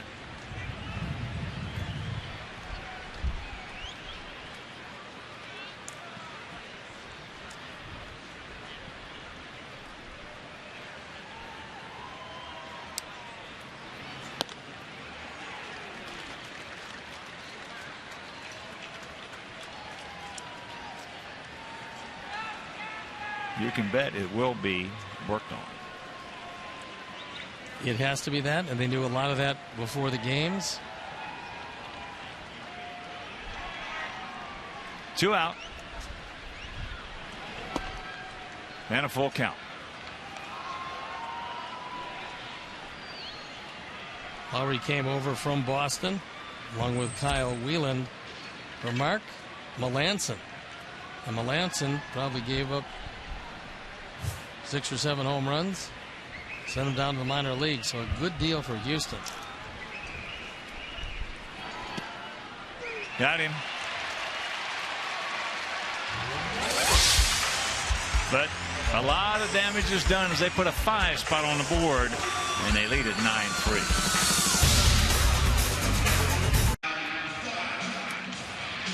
As Adam Dunn will lead it off. Adam 0 for 2, a strikeout and a foul out for third.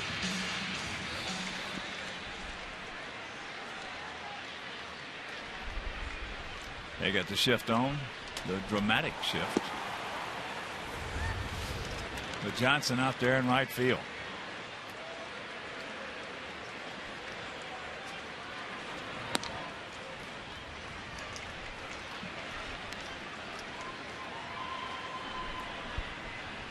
We're right around 44 minutes for a half inning, so perhaps Lucas Harrell has forgotten that he was throwing a lot of strikes while he was out there previously. That ball hit hard, deep. They just look up. You can put it on the board. Yes! A line shot out of here for Biggin. That is number 20. And it's a 9-4 ball game.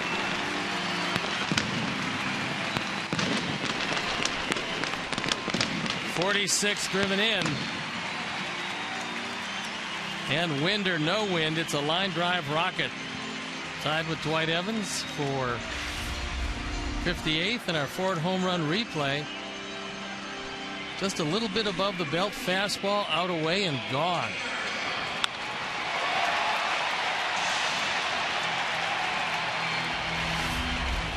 So here's Paulie. Paulie 0 for 2. He's grounded to short and lined out to right.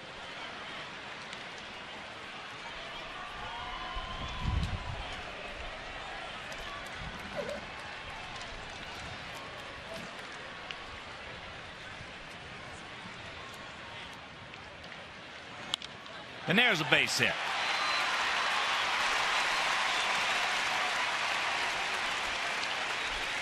Let's get that contagion going. Let's get to Harrell before Brad Mills goes to that bullpen. That fastball running in. Paulie able to take it down the line. Well, if they can get 5 in the top half, we can get 5 in the bottom half. Nobody up in the pen, so Mills has have a word with Harrell, who was throwing so well before a very, very long top of the 6th. And a reminder, you can join our White Sox mobile group today by texting ULTIMATE to 244-769. Mobile users get exclusive offers, deals, and contest info, and joining enters you in the drawing for our Ultimate Fan Package, where a lucky winner will receive 2 VIP game tickets, an autographed item, and Comiskey cash. Remember, text ULTIMATE to 244-769.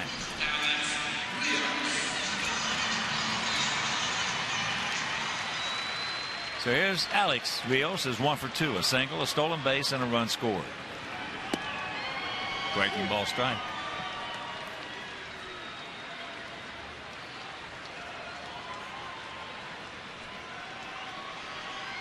Outfield for the most part straight up.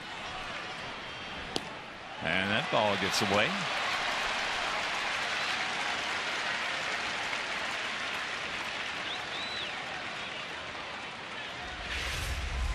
Take another look at it. Going to go as a wild pitch, but once again, you keep backhanding the ball. That's 3 inches to your right. You see a lot of wild pitches called.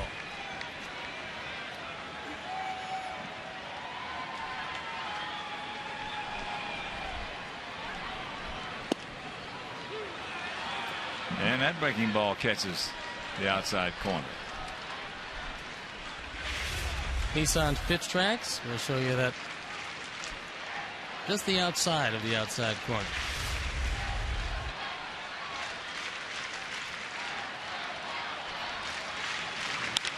There's a shot that's going to hang up for Bixler. That's a hang Woof'em. for Alex.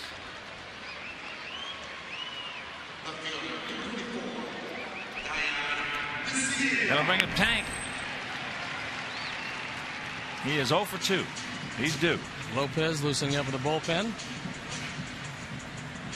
We saw him for an inning and a third in the opening game, backing up Wandy Rodriguez in a game that they won.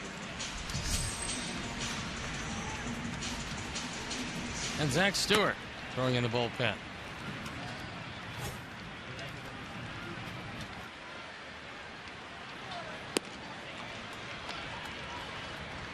Pick him up, Tank.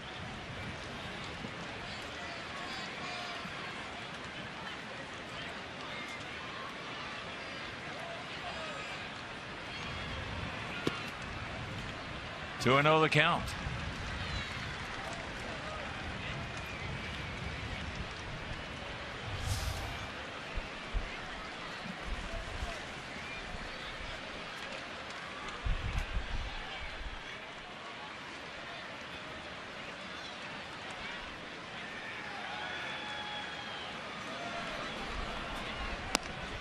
Three and 0. Alexei on deck.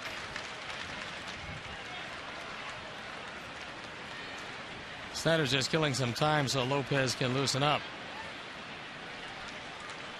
Because after that long delay,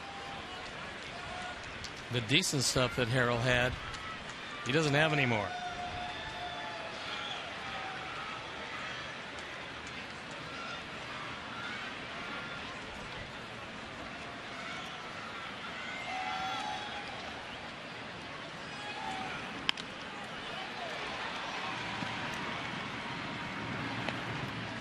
Turns him loose, and that is out number 2.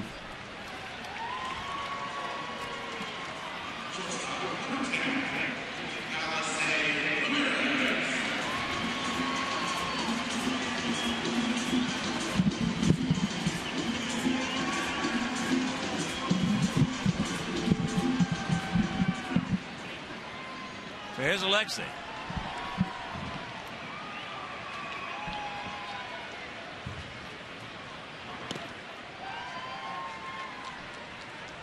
Alexei looks at that pitch. Down low. Kansas City, top of the 8th inning.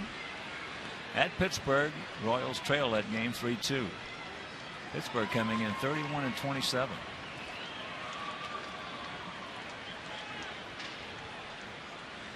They got a couple of very good young ball players. Yeah, that kid in center field, McCutcheon's pretty good. And their closer. Yeah, is good. And Alvarez starting to swing the bat. Yep. That ball gets away. They got a shot at him. And they're going to get him. So we had a chance that inning to do some damage. We do pick up one on the homer by Dunn, but we trail at 9-4.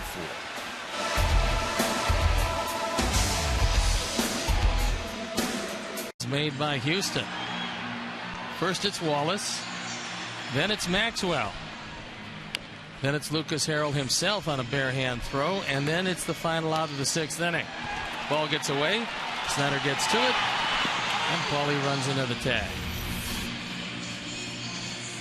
And we've got a new pitcher, Zach Stewart, coming into the game. ERA a little over 5, 21 in the 3rd innings, 31 hits. Right-hander is hitting a robust .377 against him. We still get 9 big outs. If we can hold them, that's the key. Hold them right there and let our guys do some work. For the Astros here in the top of the 7th, it'll be Martinez, Wallace, and Johnson.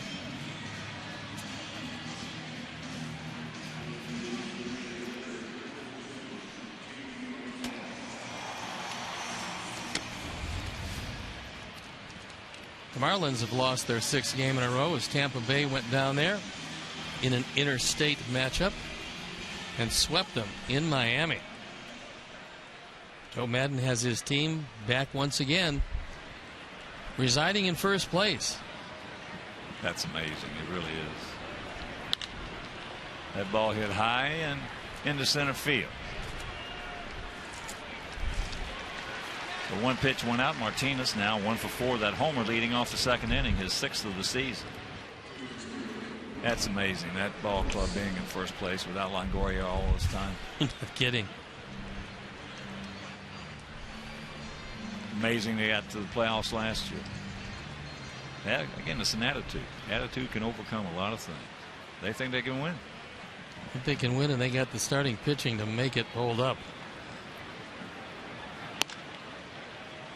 Well, starting pitching, all they do today is protect your bullpen. And they got some guys that are good defenders of that bullpen. Wallace is 1 for 2. A homer, a strikeout, a walk, a couple runs scored.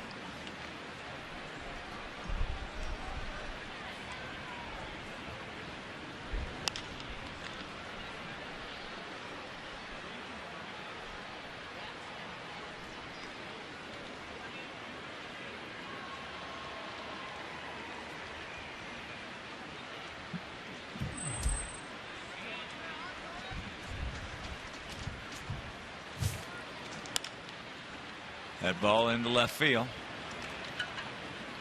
Bank is there. 2 down. It's Will Ullman throwing in the pen.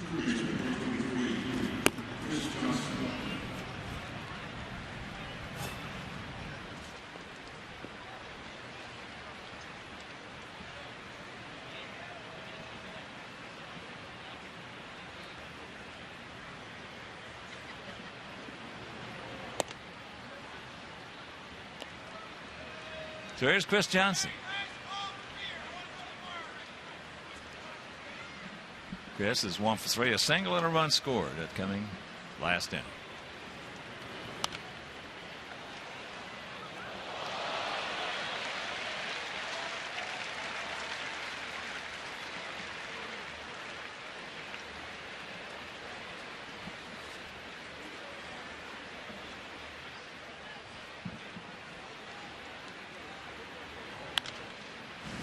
Chops that one down past Dave Clark. Coach at third, Bobby Meacham. The coach at first.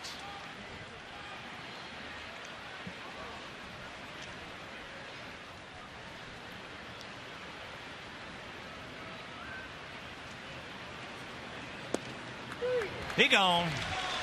Nice 1-2-3 inning for Zach. 7th inning stretch, not good. First pitch to Alexei Ramirez, leading off here in the bottom of the 7th. 9-4 Astros. 5 big runs in the 6th. Alexei is 1 for 1, sacrifice fly, and that's going to hang up for Bixler. So that's a hard hit line drive, 1 out.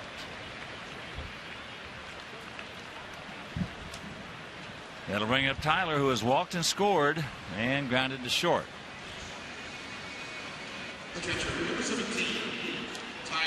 Off day tomorrow. Then it's off to St. Louis and Los Angeles.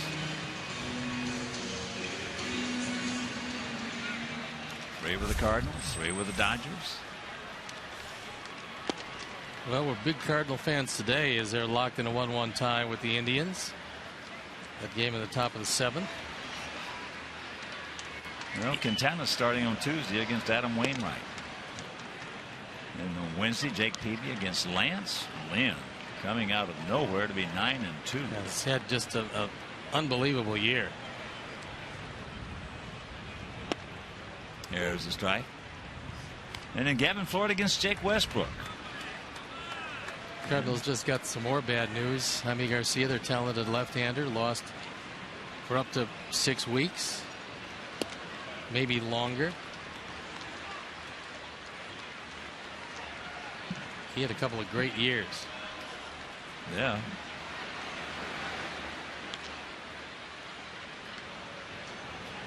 Ja. Full count. Start us off right here, Tyler, with 1 out. Hudson on deck.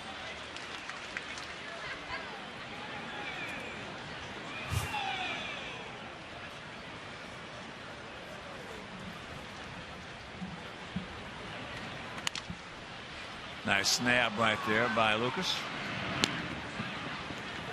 2 down.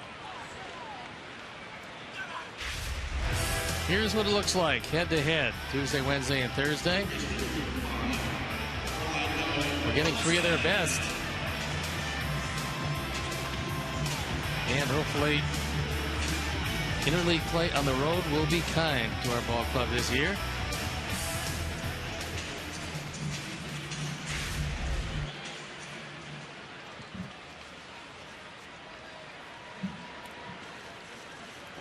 Hudson, sacrifice bunt and a strikeout.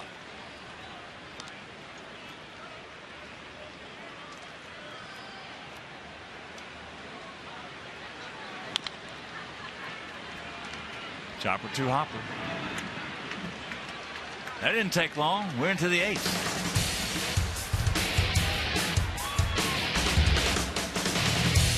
Get off here in the top of the 8th inning. 9-9-1 for them. 4-5-0 for us. Bogusevic 1 for 3 with a run scored.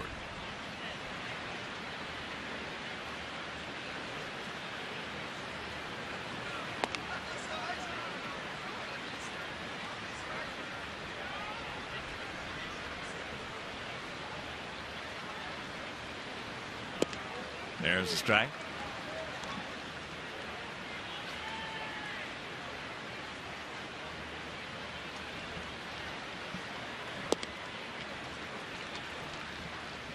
Brian out of Oak Lawn. Now resides in Houston.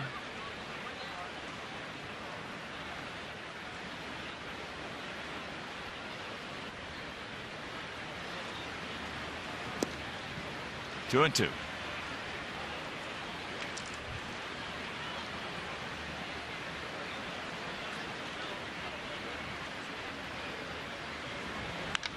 Ball hit hard. Nice pick by Paulie. Picky Wilson. 1 out. Hard hit ball with a lot of spin. The ball was able to make the play. That ball looked ticketed into right field. And you can follow our White Sox with the MLB.com @Bat12 app for your iPhone, iPad, Android, and Windows Mobile. Get live audio, pitch tracking, video highlights, and more. Text @Bat to 31826 or visit WhiteSox.com for details.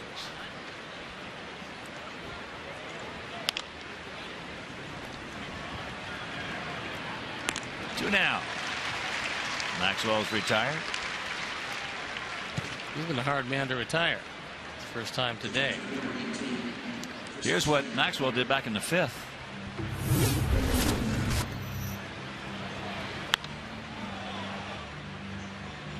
Watch where that lands.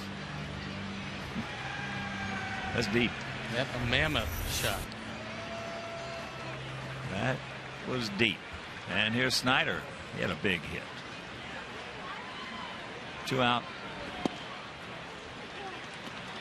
2-run double. And in the 6th.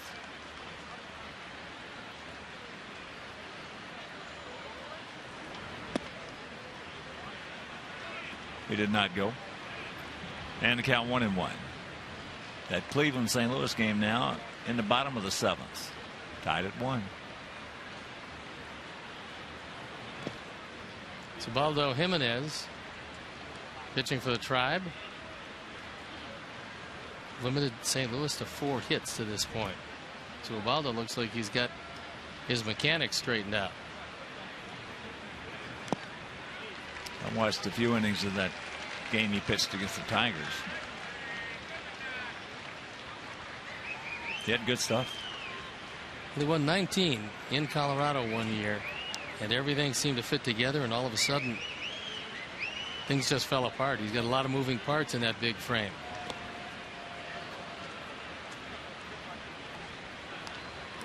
Full count. Cubs beating Minnesota 6-0. That game in the bottom of the 8th at Target Field. Pittsburgh leading Kansas City 3-2, top of the 9th at PNC. And the payoff.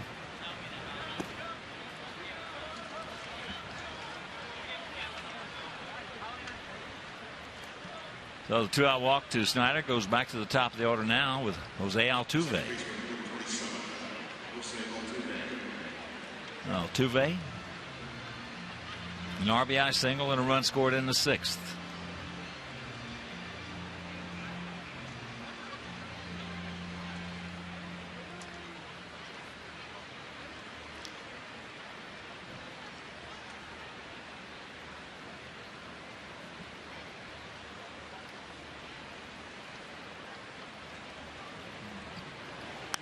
That ball hit hard. And it is the 11-4. A 2-out walk to the 9th place hitter. And a first ball fastball to Altuve, who's shown us in this series that he goes up there looking for first ball fastball anywhere and just attacks it. His 4th home run. 22 driven in, 3 today. Our Ford home run replay. Up in the jet stream and gone.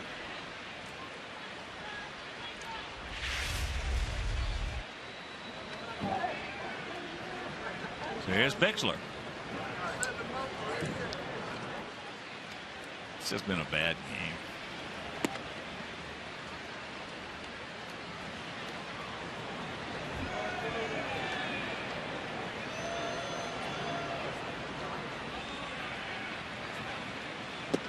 Change up. And the count 0-2.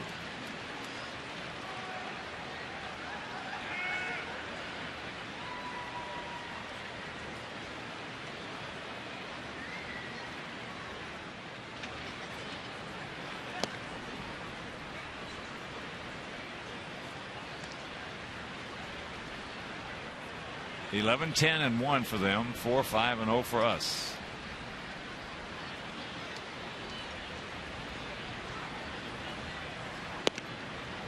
Close. Didn't get it. When you're 5'5", occasionally your teammates would never take advantage of you, like giving you the high five that you can't reach. So he has to leap up and get it. He gone, but 2 more across the plate, and we trail by 7. Can do something really good in the next 6 outs. We're going to have a disappointing, very disappointing homestand. I mean, 4 and 5 homestand against some teams that we probably should have been able to handle, but it has not been a great year at home overall. Been a very good year so far, but if we drop this one, we'll drop to 16 and 18 here at U.S. Cellular Field.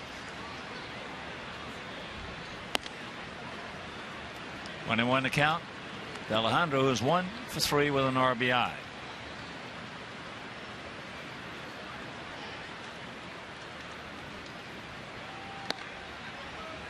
Two and 1.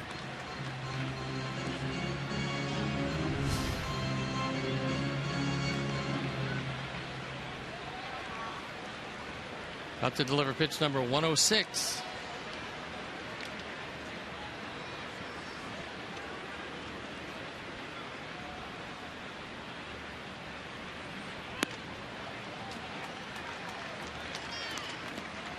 Three and 1.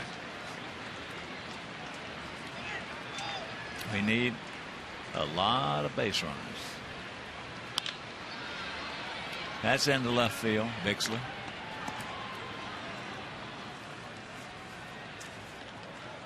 One out, and that'll bring up Beckham. Gordon 0 for 3, but he does have an RBI.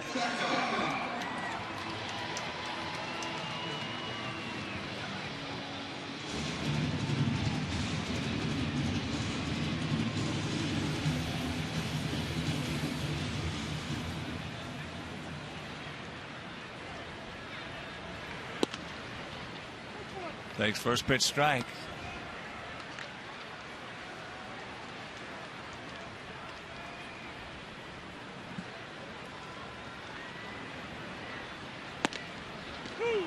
And the count 0-2.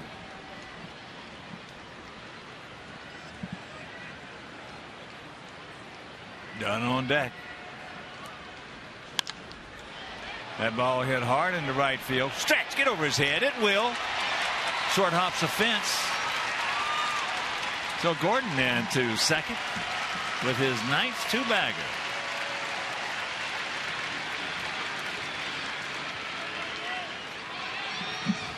Now the bullpen continues to work, and you wonder on a very warm and humid day what Brad Mills wants out of Lucas Harrell, who's done a nice job today.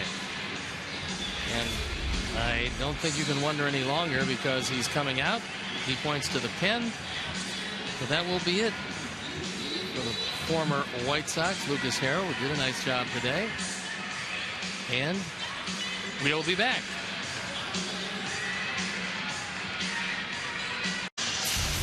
And it is Wesley Wright on for the 32nd time, an 0-1 record, 3.78 ERA. We also saw Wright for a third of an inning in the Friday night game. He gave up a base hit. He is a left-handed specialist, and that's why he's being brought in to face Adam Dunn.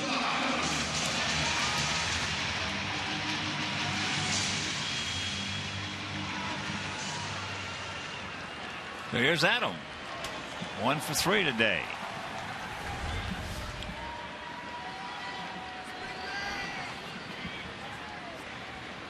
One out, one on.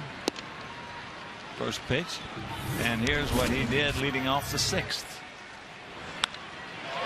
Lucas Harrell got one up. Adam hit a line drive. 20 and 46 on the power numbers. And of course, with that home run by Adam, the Alex Nelius family will donate $100 to White Sox charities for every Sox homer hit throughout the course of the season. There's number 74, so $7,400 donated by Alex Nelius in loving memory of Ursula.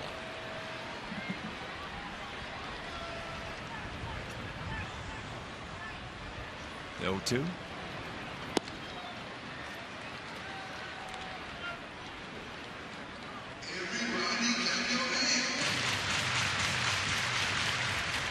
Right, 27 years old, out of Montgomery, Alabama.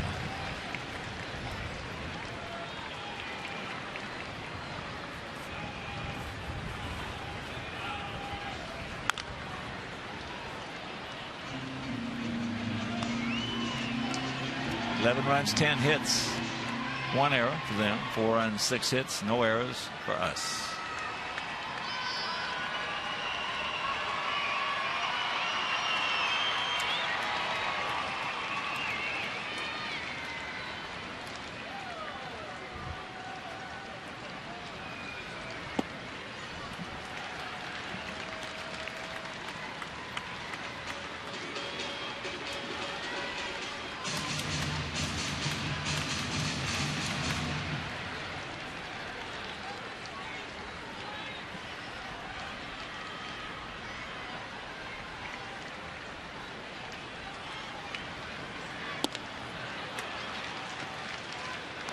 Two down.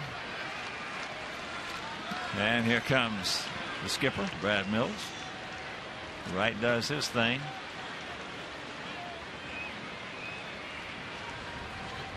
And if you've been with us the whole way, you saw us for the second time in this series botch up. Man on first and third, double steal situation. And in spring training, that was one thing they worked on very hard all spring. And as we talked about at the time, I think we'll probably be working on it some more. But anyway, Lopez comes on and we'll be back.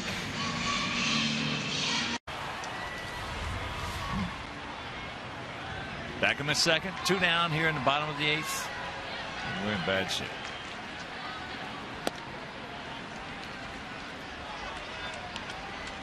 Our Honda call to the pen is Wilton Lopez. 3-0 this year, fine 2.25 ERA. Last year for a full season his ERA was in the 270s, so this is not an illusion. He's been pretty good. 2-0. Rios on deck.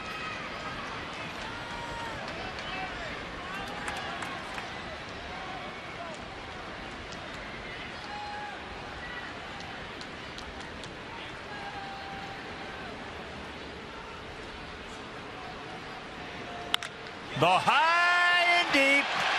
Bixler looks up. You can put it on the board. Yes. Yes. A bomb by Konerko.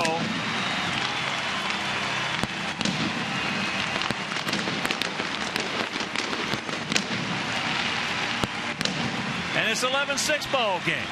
Mercy.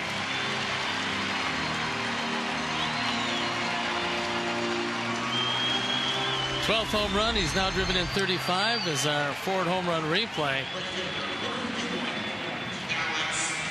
This a no-doubter. Way back over the bullpen.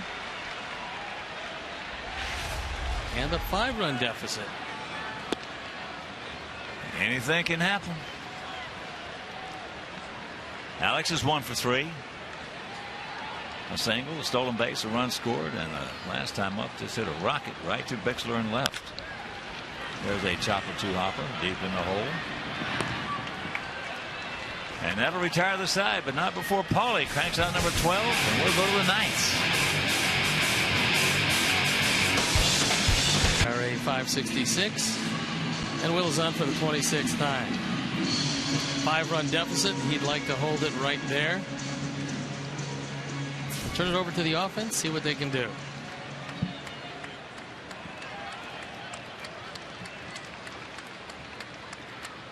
Jed Lowry, switch hitting shortstop, will lead things off. He's 0 for 4 today. He's got the hat trick. Plus, he's going out deep to center. Pretty good hitter and the only man in the lineup without a hit.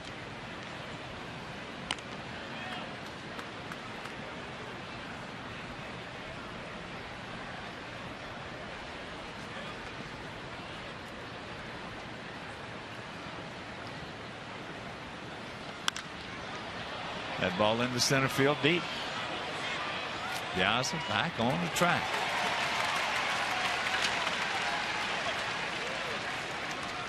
So 1 out.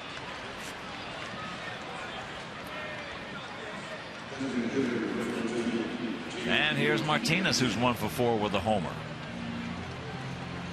Astros have hit 4 of them today. We have 2.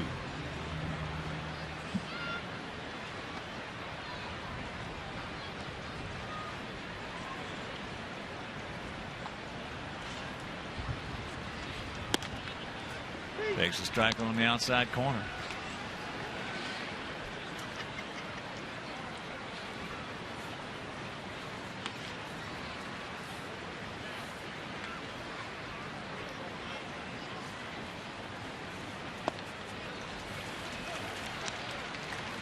Oh, and 2 the count.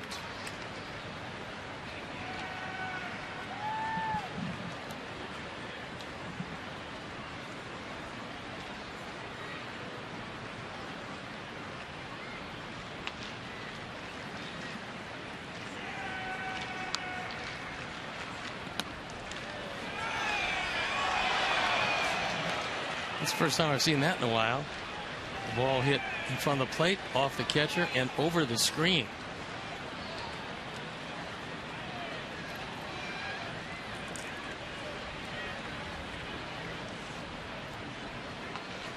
One-two pitch. He gone. 2 down.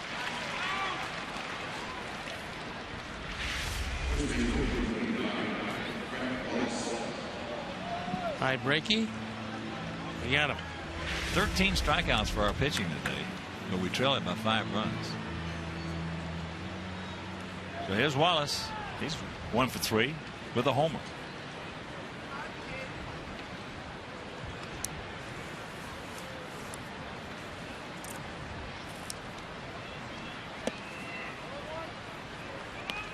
Inside 1-0. Off day tomorrow, then Tuesday, Wednesday, and Thursday from St. Louis.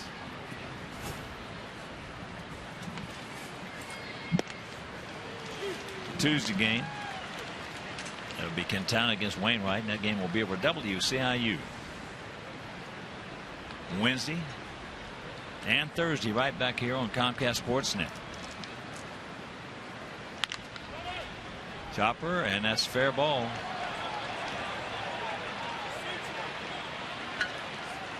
So the 2-out double.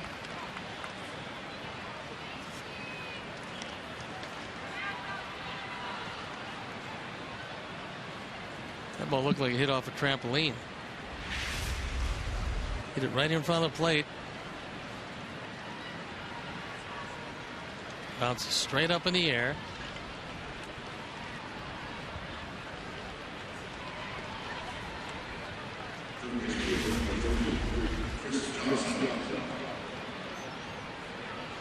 There's Chris Johnson, third baseman, who's 1 for 4, a single, and a run scored.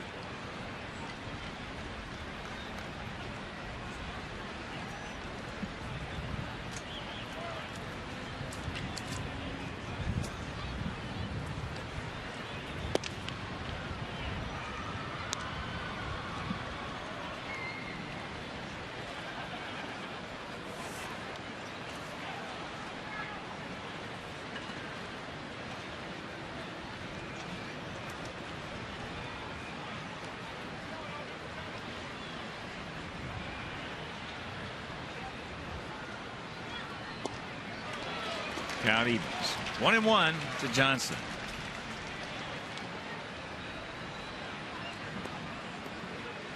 Just joining us. Astros 2 in the second.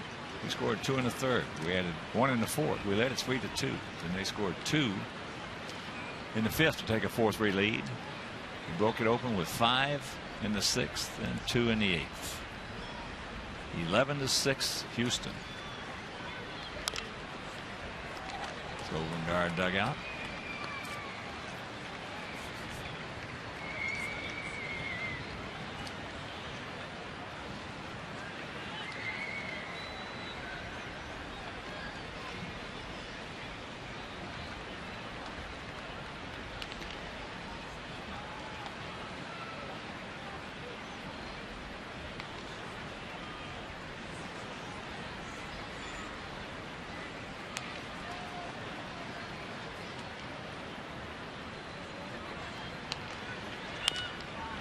Gotta hurry. He does. And that'll do it. Nothing across will go to the bottom of the ninth. Desiedo, Ramirez, Flowers. The schedule hit. And here's our Miller moments. And it's a home run. It's first off of Adam Martinez. Then Maxwell, a Titanic shot. And Wallace. And the diminutive Jose Altuve. 4 of them. Those are our Miller moments, and that's the difference in the game as Fernando Rodriguez comes in at 1-6, ERA 3.63. He's on for the 26th time.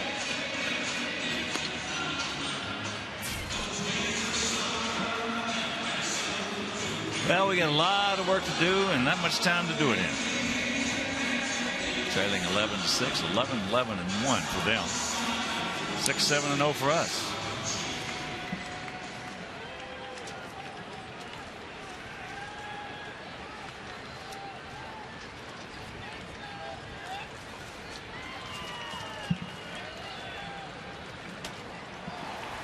So here's Tank.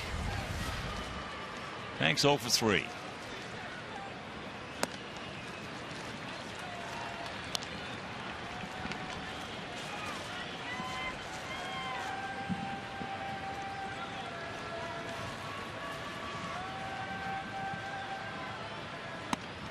And count 2-0.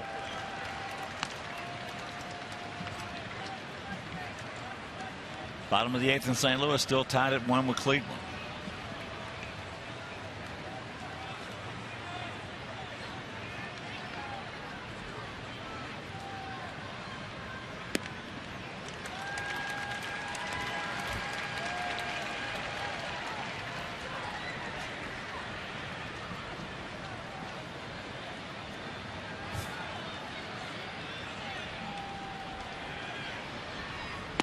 There's one. Don't help him out.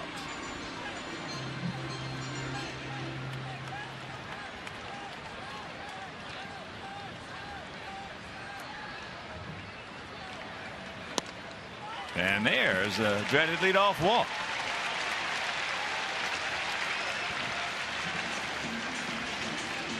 Well, they scored 5 in the 6th. We can score 6 in the 9th.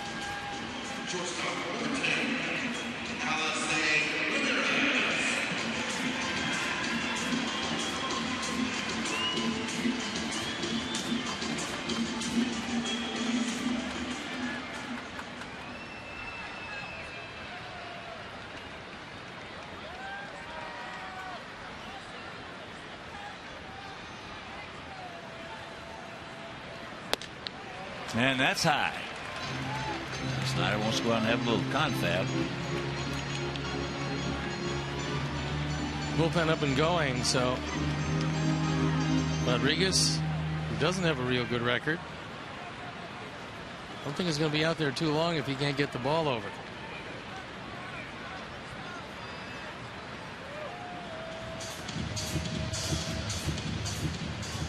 Won't help him out.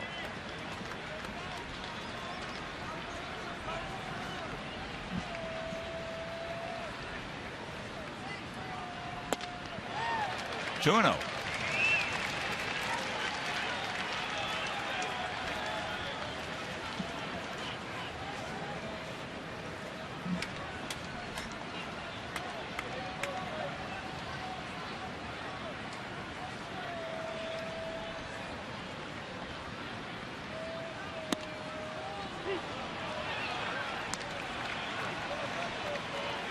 On the top of the zone.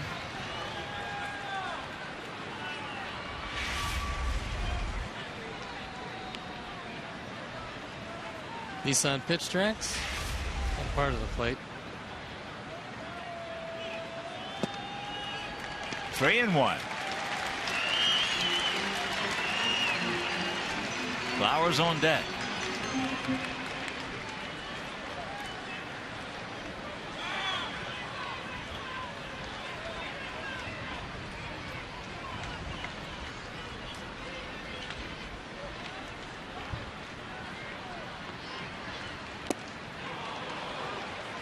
Yes, full.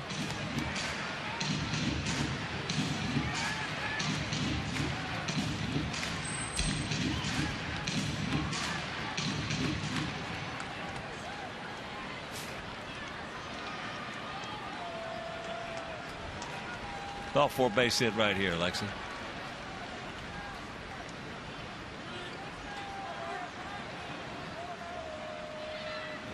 And that's ball 4. Back-to-back walks.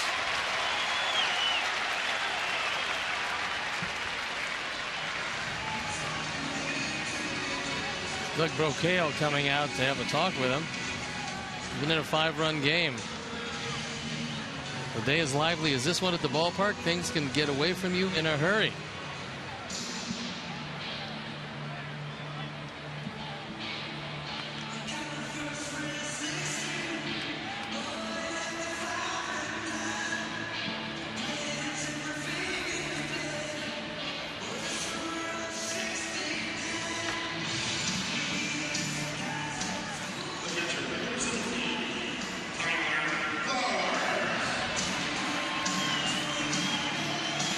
So here's Tyler.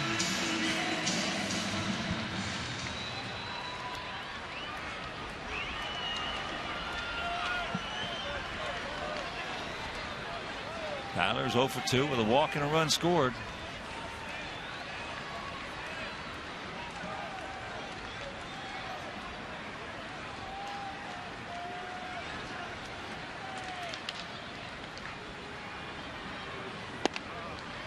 Breaking ball. Drops a hook on him. 0-1 the count. And Cleveland, St. Louis game now into the 9th, still tied. Detroit playing Cincinnati tonight.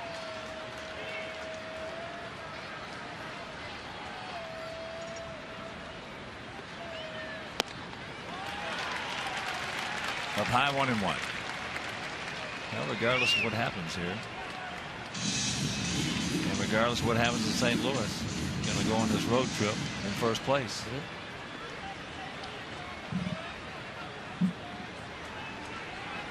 After a bad homestand.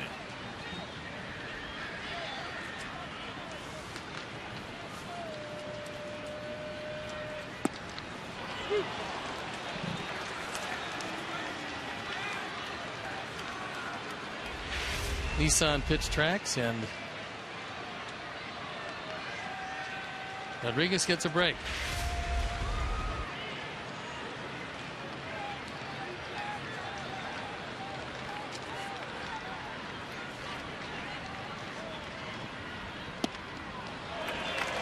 Good take, good eye, 2-2.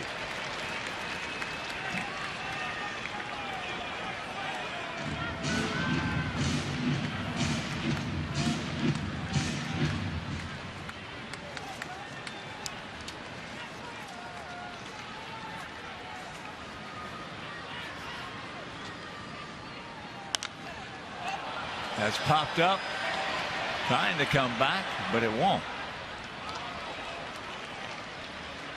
Into the first row.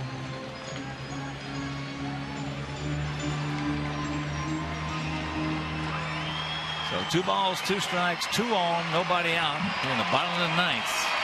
Trying to get something going.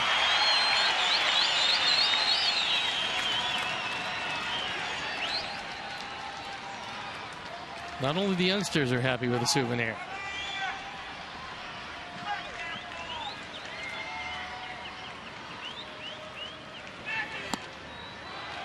And it goes full.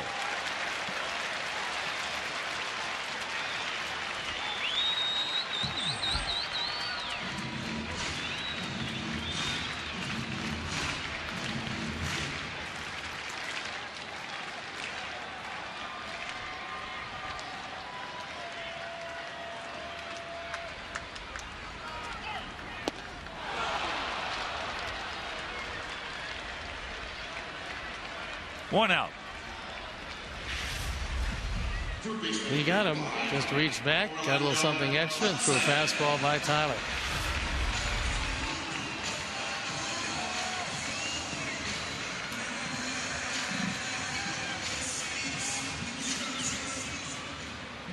Here's Hudson. He is 0 for 2.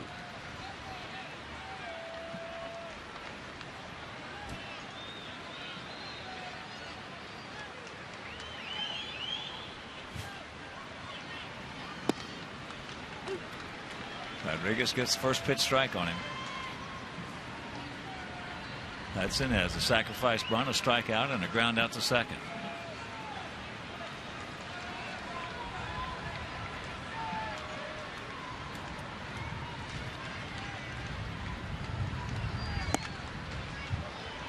Count evens.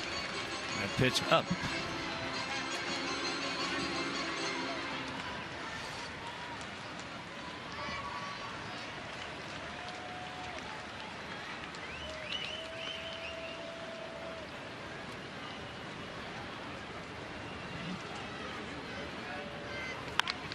That ball hit high and deep.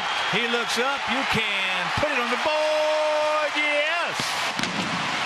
3-run shot off the bat of Hudson. And who knows? It's 11-9. Mercy. First home run as a member of the White Sox, and it was not a cheapie, as Orlando Hudson goes way back. And it's a 2-run game. And that's going to be it for Rodriguez, who will hang his last breaking ball today. And our 4th home run replay, a shot. Well, when you walk 2 guys in a situation like this, you deserve to have something bad happen. And it sure happened to him, so he departs. Brett Myers comes on in. We'll be back. He's 0-2, ERA 2.14 on for the 24th time. He's got 14 saves, and the Houston bullpen has pitched themselves into a save situation for Myers. Didn't look like it was going to work out that way, but we've scored 5 times in the 8th and now the 9th, and it's a 2-run game. And here's Diazza. Corners in close. There's that good overhand Yellowhammer that he's got. Snapdragon. 0-1 to count.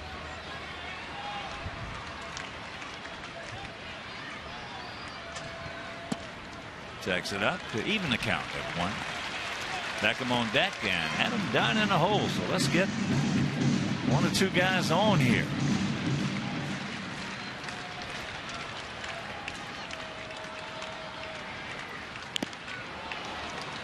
Curveball again.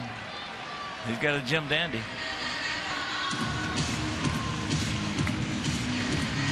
Wasn't quite as effective as a starting pitcher, because he had to throw it a whole lot, but as a closer, it's very effective.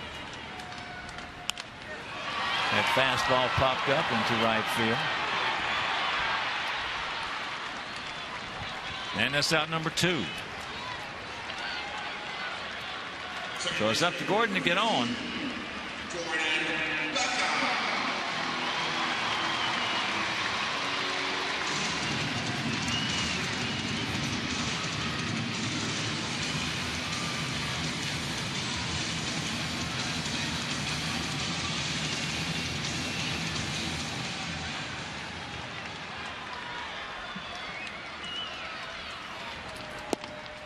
Takes first pitch strike.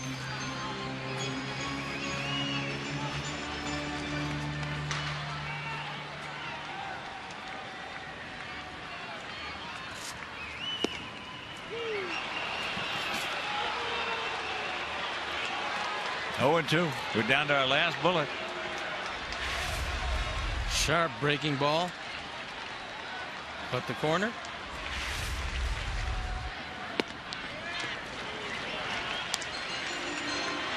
Come on, Gordon. Cinch it up and hunker down right here, buddy.